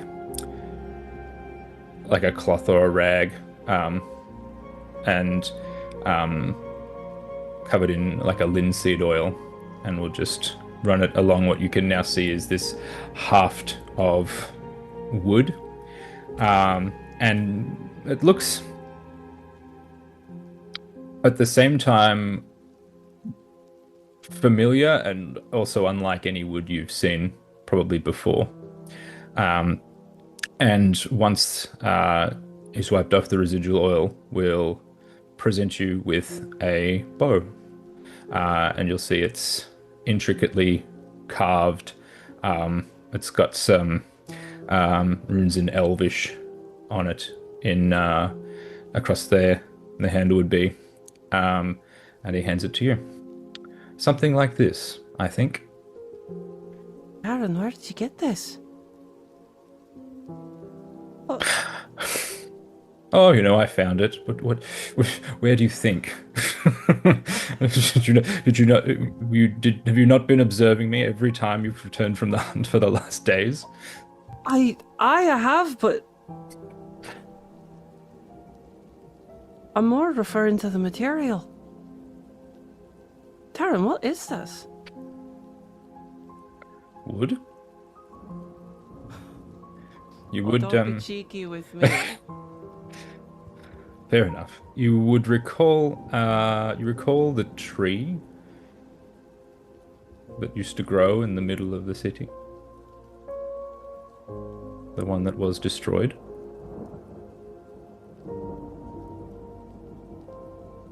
Aye. Well, this is part of that tree. Its roots, to be exact. One of them, anyway. I was able to recover some of it. I hadn't thought of a use for it. It had just been sitting here, and then I somehow knew exactly what its purpose was when I knew that you would be leaving. As you keep talking, close the distance between the two of us. And if you will allow,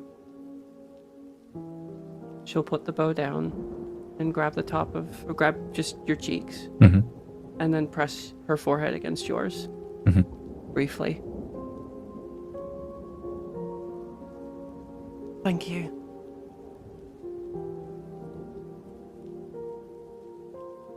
And pull away. And where have you been keeping this skill for the last 40 years that I've known you? Just shrugs. It's beautiful work. Thank you. I put a lot of time and energy into it. And you'll have to see how it fires. I'll hold you to it.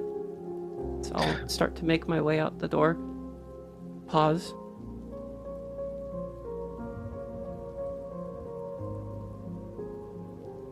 And then head out.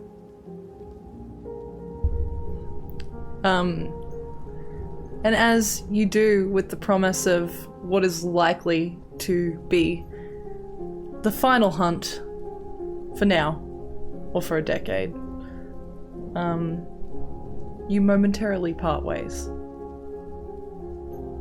Before, eventually, Alicia, prepared, you make your way out to start your next chapter. One, this time, solo. Naesar, Amber, and Cassandra, the three of you sisters at this point, well acquainted, are often sent on errands, tasks for Solanzara. Specifically one that you frequent is traveling through Maluhia. It's not too far from Ascendus, it's its neighboring country. You are supposed to visit, specifically, a winery, the Sacred Wood Winery. And you do so by traveling by foot and then by boat. You all have your own cabins. But the last part of the trek is through the tropical trees, and there is a vibrancy to Malukia that is a stark opposite to Ascendus. As you kind of make your way through these cobblestone paths, this trek that you've traveled a couple of times. The frostfall, so cooler sun shining down on your face, and occasionally kind of summer rain equivalent. You are mere moments away before a younger human man, Amber, you don't see this, but places his hand on your shoulder, pulling you or attempting to pull you and turn you to face him. Naesar and Cassandra would both notice this by just pure instinct. Naesar's going to grab out her quarterstaff and be ready to hit this guy. Amber, do you know this guy? No, but hello. This young man, physically, he looks like he would be strong and well built, but the man before you is worn down, tired, exhausted. He has these golden blonde locks that kind of fall just past his ears. He's not super tall, only slightly taller than you, but these deep brown eyes and this honey tone to his skin that is kind of slightly off from what looks to be lack thereof sleep. These dark circles kind of under his eyes.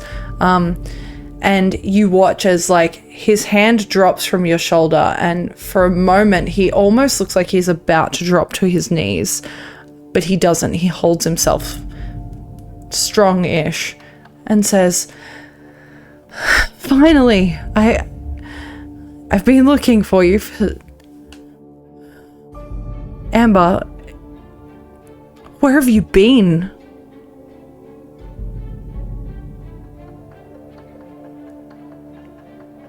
Sorry, handsome.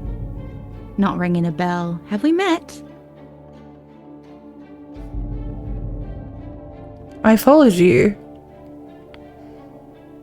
I tracked you, or I tried. I tried, but I couldn't find you. And your family, they were worried. I'm with my family. Say hi, girlies. Hi. Cassandra just waves.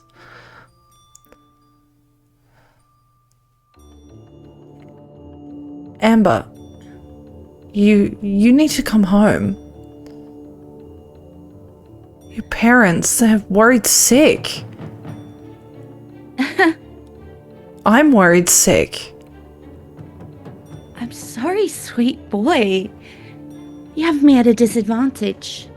I don't know your name, and it appears you know mine. You're lying. I tracked you. I tracked you. You've got it on you. You've got your ring. I tracked you. So that's where this came from. Does this belong to you? Hang on. He just said he's been tracking you, right? So what's to say he didn't see that ring and just go, "Oh, here's a really hot chick. I'd like to be with her.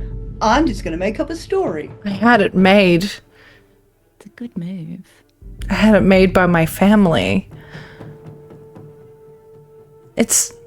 Amber, it's Harrison. You can't tell me you don't remember me. We just... Weeks ago, we spent Frostfall with your family. We watched as my sister, this party, they all came in and they caused all of this trouble, and then they left. And so did you. It's family you talk of.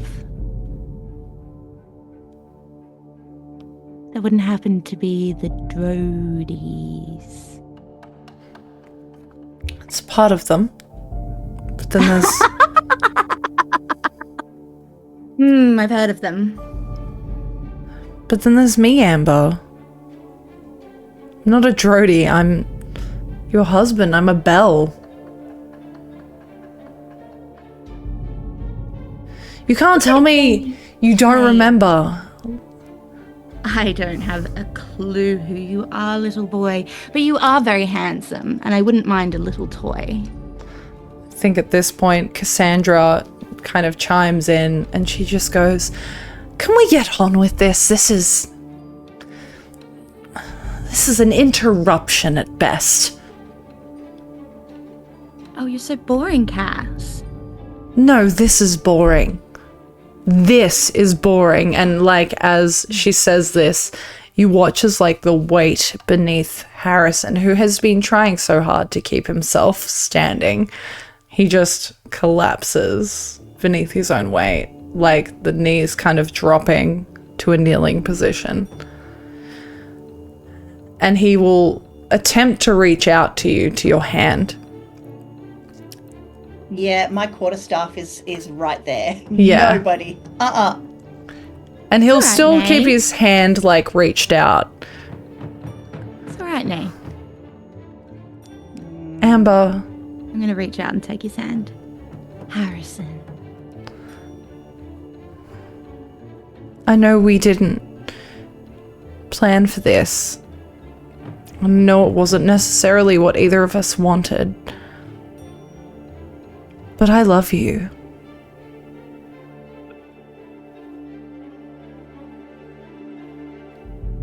And I know that's real.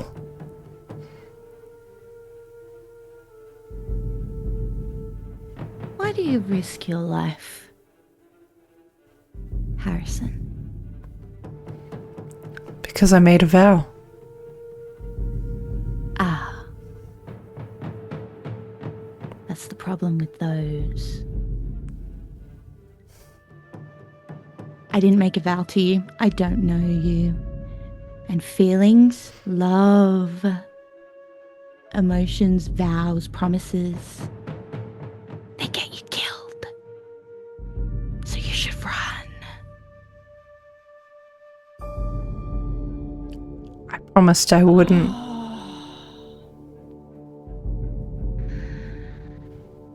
The icing is bullshit, Amber. Just be done with it. But he's kind of handsome. And so is every other boring human. What makes this one so special? We have a job to do, and I have a time to keep. Could we get this over with, please? Yeah, I'm bored now. Flick off the icing, Amber. This one's boring. Harrison, are you armed? Yes. Stand up. He like takes a moment, but does. Prepare yourself. Pull out your weapon. No. You'd have me kill an unarmed man. Yes. Or you Pull could out. just come home, Amber. I have a home. I don't know you. Run. No. Fine. I approach him. Mm-hmm. Look at him. Reach up. Almost despite myself. Touch his face. He closes his eyes. And for a brief second, that memory is so fuzzy. I turn and look at the girls.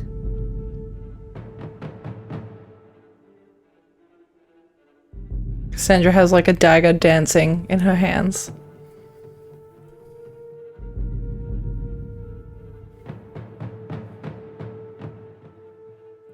Go on.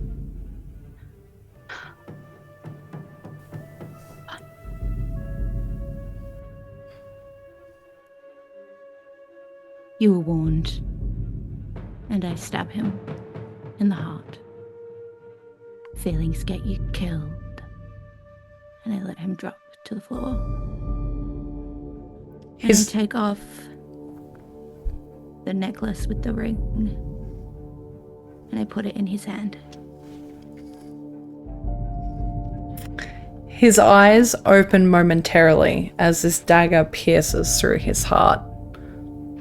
And then they immediately roll back into his head as his body hits the floor and this blood starts to pool around him. You place this necklace in his hand, and Cassandra says, "Well, I'll clean up the mess. Go on." Naesar will just put an arm around Amber's shoulder and be like, so anyway, I was saying to him, no, you can't possibly do that because who was going to clean up after the goat? And I'm just going to keep walking. And that split second, almost look in her eye that looked like the Amber that walked in to the tower weeks ago fades. And she's back to a goat. Really? Yeah, that's the punchline. All right, we need alcohol. As the two of you continue on, Cassandra stays back with Harrison's fallen form. The two of you continuing your journey to collect bottles of thornberry wine, a task that you've both been set multiple times to bring back to Solenzara. Cassandra pulls out these vials. She begins filling them with the blood spilled from Harrison, corking them, placing them in a pack. Enough. She takes his wedding ring. She takes the necklace that you left behind, Amber, and tucks it away. Your trip collecting these bottles of wine is easy, like it always is. As you all return, peeling off into whatever activities you wish to do for the rest of your time in the next few days, Cassandra will approach Solenzara. She presents these vials of blood to her, as well as the wedding ring and the necklace. She takes out a quill, and in the blood of Harrison writes a note. Thought I should return what's left. She takes a vial of that blood, pours it into a bottle of thornberry wine that you've retrieved, corks it back up, ships that, the necklace, his wedding ring, and the note to the Bell estate. It's been somewhere between 50 to 60 years. And I say somewhere between because for you, Alicia, time moves differently to most of the species in Durmada. Elves being now the rarest species in all of the corners of the world. And you've been up to a bunch of cool stuff. In your words, what do you think Alicia's been up to in her time away?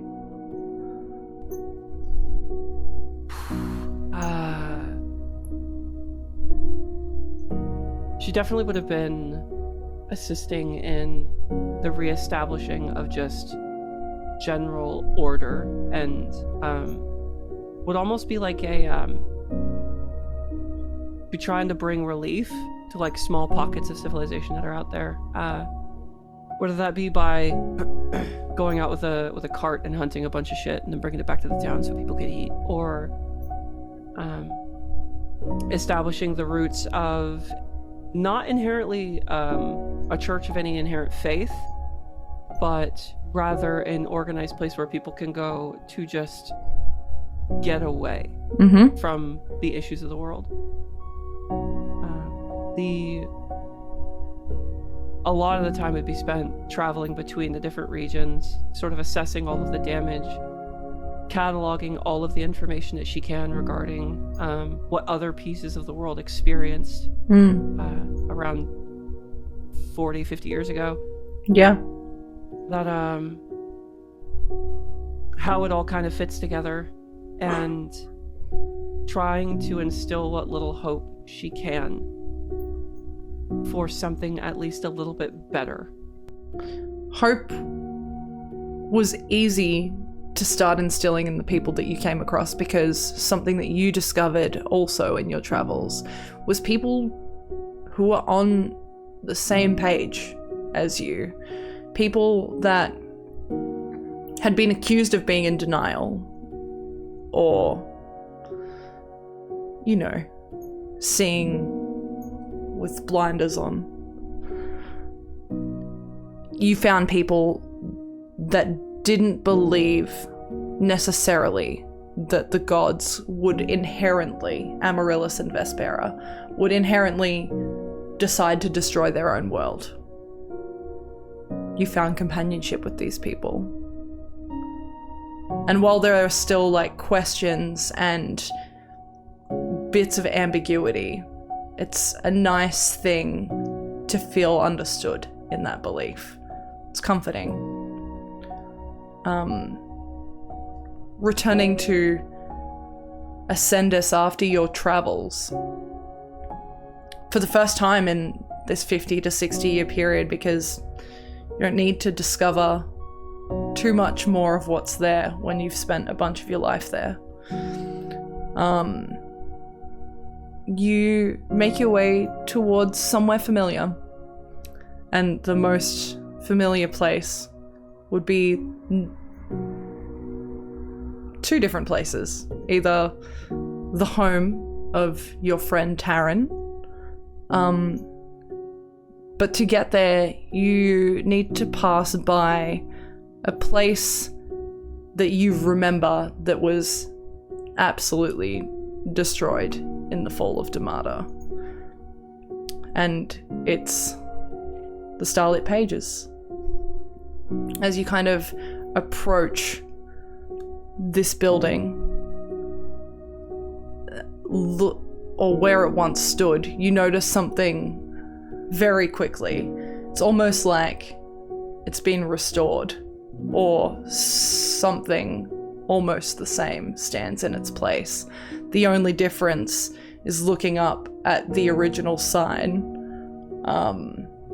The word Starlit has faded over time. But otherwise, it's as if it's been completely rebuilt. I think, and correct me if I'm wrong, curiosity might draw you inside, Alicia.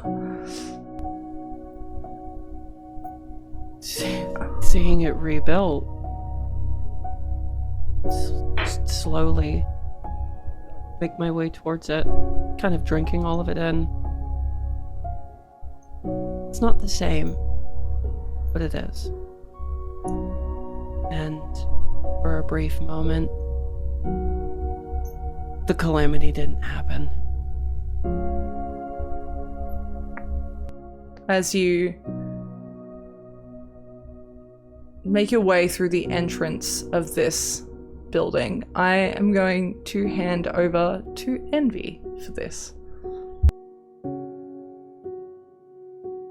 As you sort of cross the threshold into the Starlit Pages, I think your description of it's the same, but it isn't, is probably the most accurate.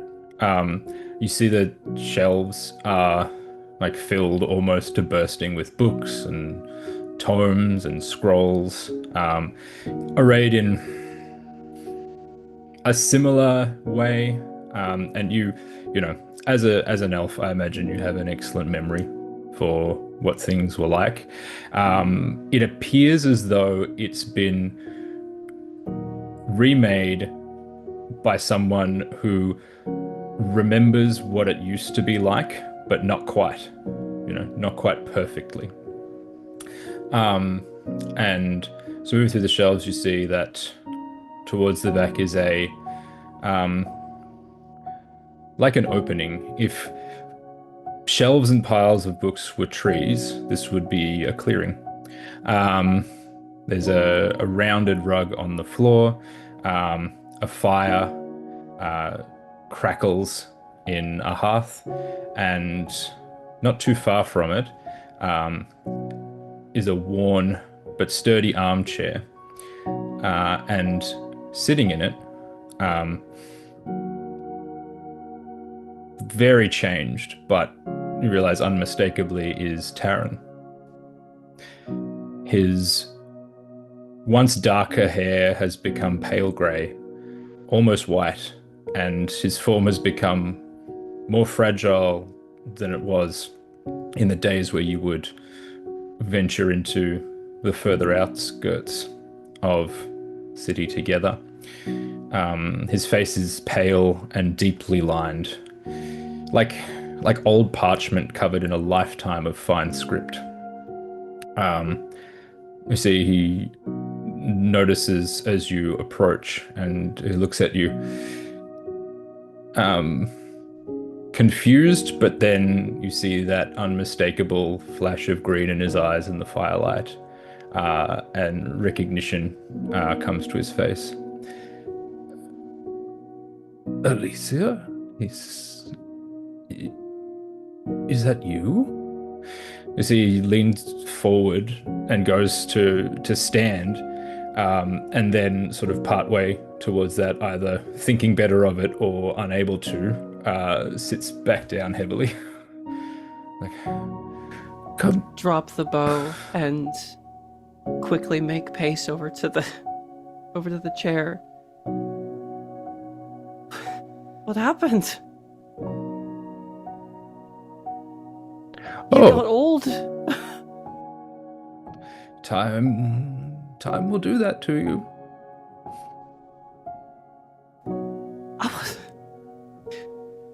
I was barely gone.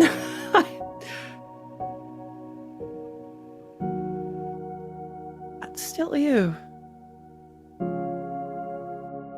I hope so. Running their hands over your face, just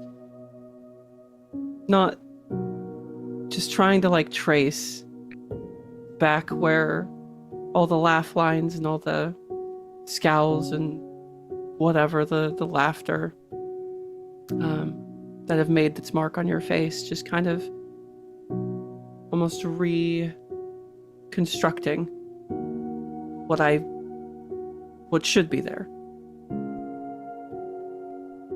Yes, it's been a long time, but it feels like yesterday.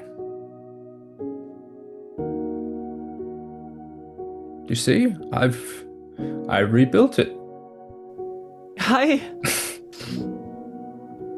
Well, as best I could. You got the door frame wrong a little bit. Well, I was never much of an architect.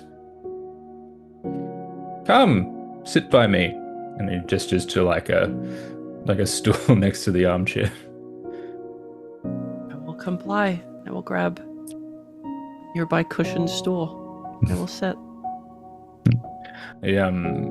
So Tarron sort of settles back a bit into the armchair, and like gathers, like even though the fire is very warm, gathers a blanket around himself as if it's cold. Like, oh. So tell me, where have you been? What brings you back? I've got a lot of catching up to do. I've been everywhere. I'm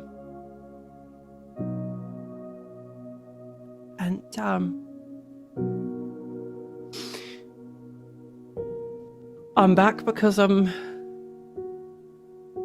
because of you. 'Cause I hadn't seen you in what felt like some time. I was never in one place for very long. Not but maybe a couple of weeks. And as I'm saying this, my eyes have not left your face. And I am just tracing all of the pieces of you with my eyes. Trying to figure out the obvious puzzle of how. How did you get old? It hasn't been very long. Right? You always did have the worst sense of time.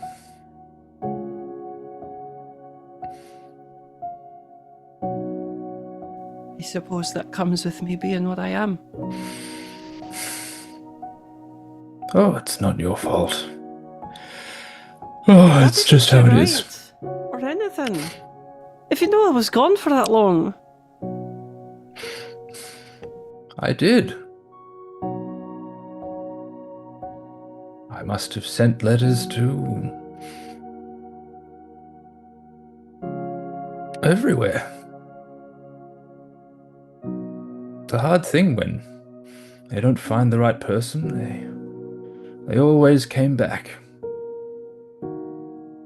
See there. And he points to like a desk. You can see like it's mountains upon mountains, or stacks upon stacks of sealed letters that carry the marks of having been sent to what you would surmise is the furthest corners that letters can be sent and beyond, and each one being returned. And it's not just those, there are other papers with writing on them, some half folded, some crunched up into balls and dropped by the side of the desk. Letters written and not sent.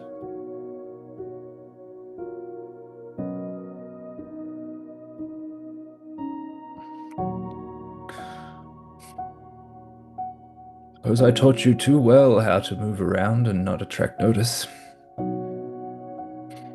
To my own detriment.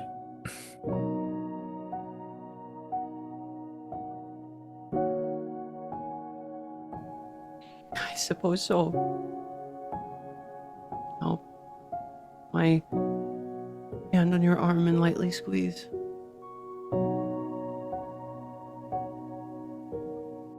But never mind. You're here now, and that's what's important. Tell me,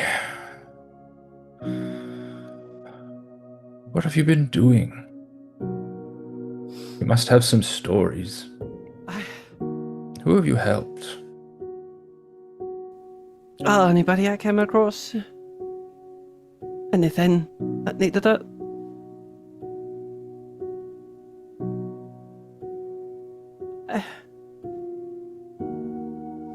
How do you recount all that? Everything I did.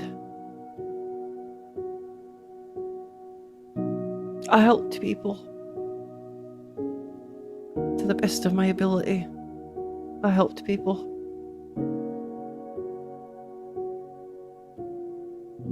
And I'll begin on a long, drawn out, almost day by day recount of all the important things that happened along the way, who I met, creatures I befriended, people I saved, people I didn't, those that I'd wished I could have gotten to sooner.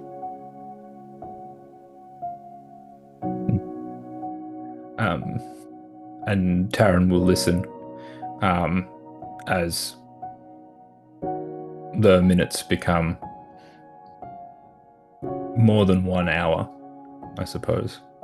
And sort of as you're getting close to the end of the telling, you notice that it's you've perhaps you've grown distracted in the telling, but Tarron has sort of kind of half dozed off, half zoned out, and you'll see he starts awake again a little bit and looks at you like, "Oh, sorry, Alicia, there you are. Oh, it's been such a long time, hasn't it?" And then he sort of leans back again into the armchair and looks about himself and gestures to a side table with a book on it. And he says, "Oh, Alicia, would you read to me? I'm afraid I've gotten so tired I can't make out the pages. It'd be such a shame to leave the story unfinished."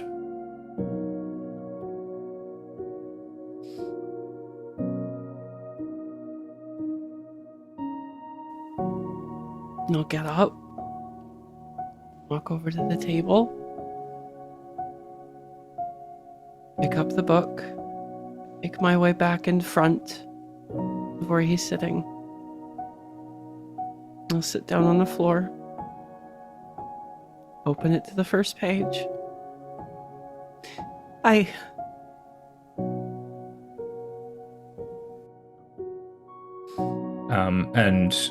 And you would notice that this book is a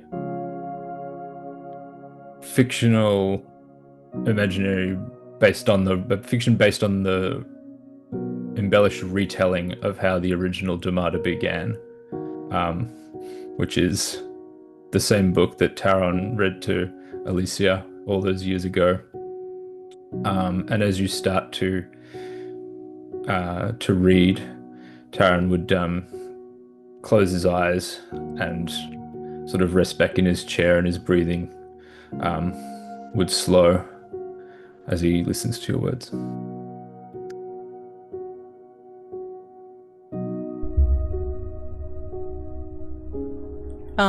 The interesting part about this version of the book also is that it's not in Draconic, it's in Elven.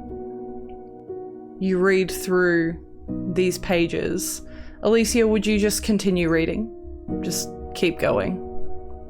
Yep. I think, as similarly to what was described to you, the minutes turn into hours. There is a moment where you kind of remember the comment, "You were always so bad at time," like tracking time. And it feels like it's slipping away, and I think you would look up as you kind of reach the end of a chapter and get closer towards the end of the book. Look at Tarron and once again kind of take his face in, but then persist and continue reading. What do you think, Envy, is a typical dream that Tarron would have?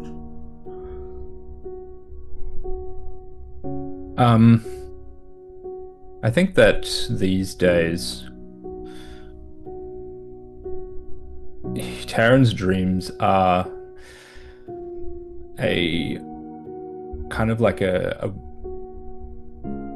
quasi combination of reliving the time that he spent with Alicia in his youth, and which sort of morphs into a projection of what might have been if he had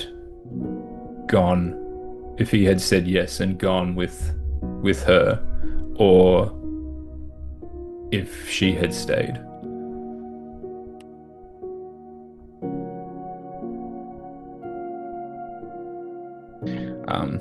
And whatever adventures they would have had they gone, would it have been the same as when as in that 3 years that preceded her departure?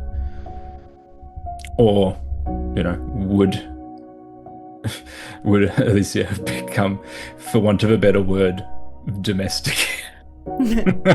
I think as Tarron is drifting off into sleep, and these dreams kind of whirl through your mind, there's one that comes back clear, and it's very clear to you also that it's not a dream, it's a memory. And it's the memory of exactly this moment when Tarron was the one reading Alicia this book. And kind of that very beginnings of a fresh friendship that would span this long. Yeah. I think that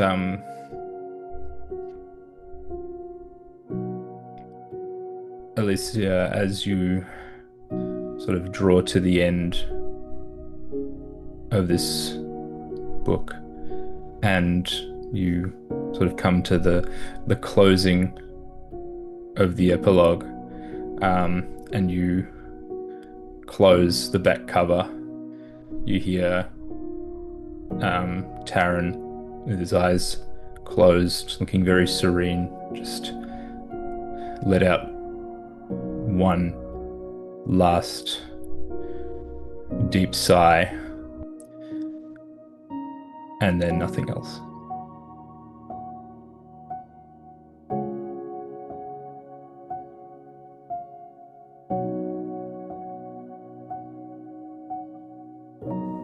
I don't move. Or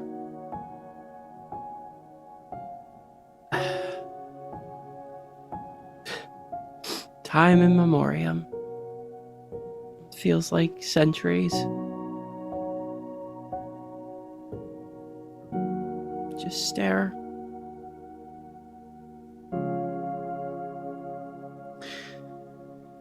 I'll get up. Kiss him on the forehead.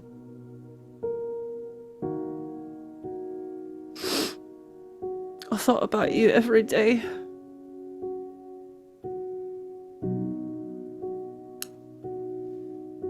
Every day.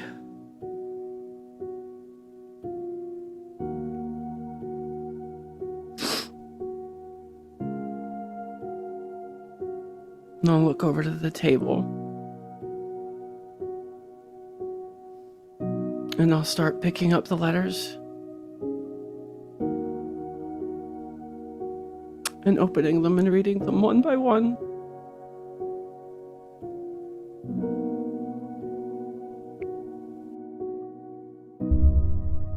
And I think you take this glance over at Tarron, and even with his eyes closed, there's still, like, on his face, while serene, just that slight playfulness that you remember from when you were both young. Naesar, you have been alongside Solanzara for arguably the longest. Maybe Cassandra, but time is a little undetermined between the two of you. But you are definitely by far Salanzara's most trusted confidant at this point. So when she's summoned you to her bedchambers, this is not abnormal. As you push open the door and enter this lavish bedroom, she sits by a vanity table, a brush in her hand as she kind of combs it through her now unbraided long hair, pulling it off of her face, preparing for a wind down for the rest of the evening.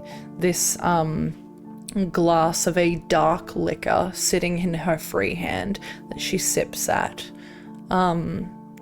She acknowledges you with a side glance, as is normal, and says, "It's been a busy couple of weeks. I summoned you to express that your efforts have not gone unnoticed." Thank you. And I will walk over and I will, with reverence, take the brush. Because obviously she wants to say more. And I'm just going to start brushing her hair. And she lets you do so, and there is this, like, regalness to her posture that is just so, like, signature of her. From what you were when you arrived to who you are now, I hope you know, and she makes direct eye contact with you at this point, kind of turning her head to do so, not through a mirror. She turns to do so. I hope you know how proud I am of you and how impressed I am with how you've held yourself and come into your own. You are the child I only could have wished for. That means a lot. I will never let your efforts go unnoticed. I'll never stop making them. I mean, what else am I going to do? Where am I going to go? No. Why would I go anywhere? That makes no... Anyway, sorry, I'm babbling now. I know there's been a lot of change as of late, and Amber is really coming into her own, and Cassandra is Cassandra. Yeah. Yeah, she is. But the three of you are all I could want. We will get through whatever comes next together.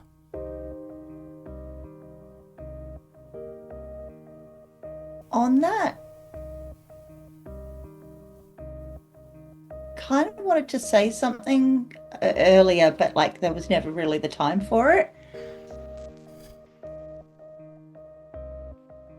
You know something's off, right? Like,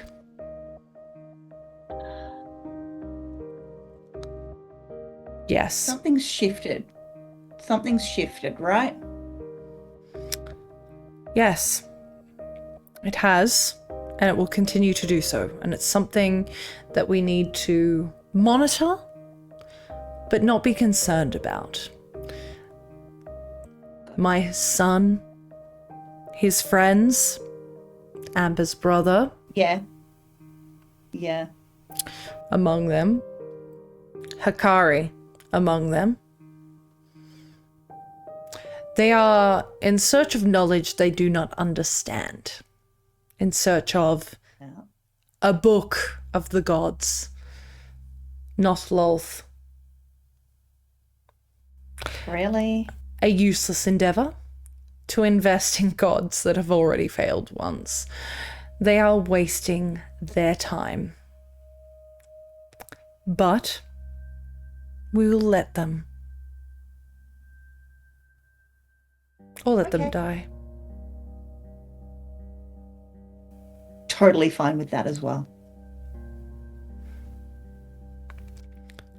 I know you well enough to be the type of person who would insist on taking care of a problem like this. I mean, yeah.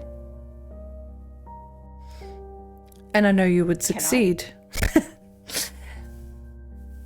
You can, but not in the way that you wish. Oh, okay. Here's the thing, Naesar. We need not seek them, because they will come to us. They're gonna come to us. Yes! You are so fucking clever. I wish I could take all of the credit. But when the time is right, they will come to us. And you can do what you wish then. Yeah, I can.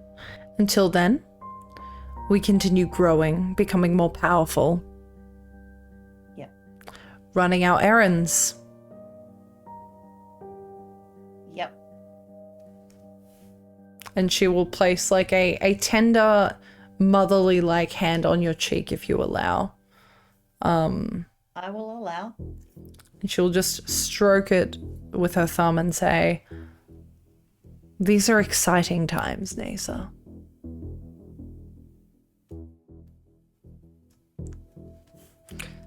But back to business, and she drops her hand. And you, with your hearing, hear these footsteps approaching this room. And you see someone enter, a mask-presenting individual, regal-looking, very kind of dressed not for the occasion. There are these like gold embellishments on this velvet suit as they enter. And you know this person to be Antara from a traveling troupe of individuals that perform for the masses. And as he enters, Solanzara looks at him, gestures to someone out in the corridor and says, "Antara, good to see you again. Your shipment has arrived, this time with all the bells and whistles."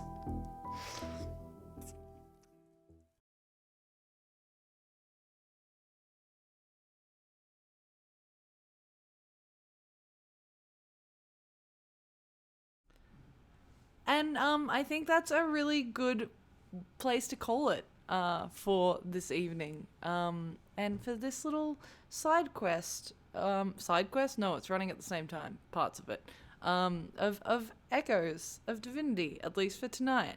Real quick, thank you to Neph, to Britt, and to NVCDM for being special little guests on this one. Appreciate the hell out of you.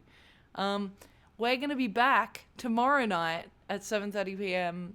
Australian Eastern Standard Time for the next episode of Echoes of Divinity. But until then, we're going to do a raid out to Aldemone. Yay! Okay, they're still live. Excellent. Take care of yourselves. Cry. What do you want, Promethean? This is so rude. You're mean and unkind. And with that, see you later. Have a good night, everyone.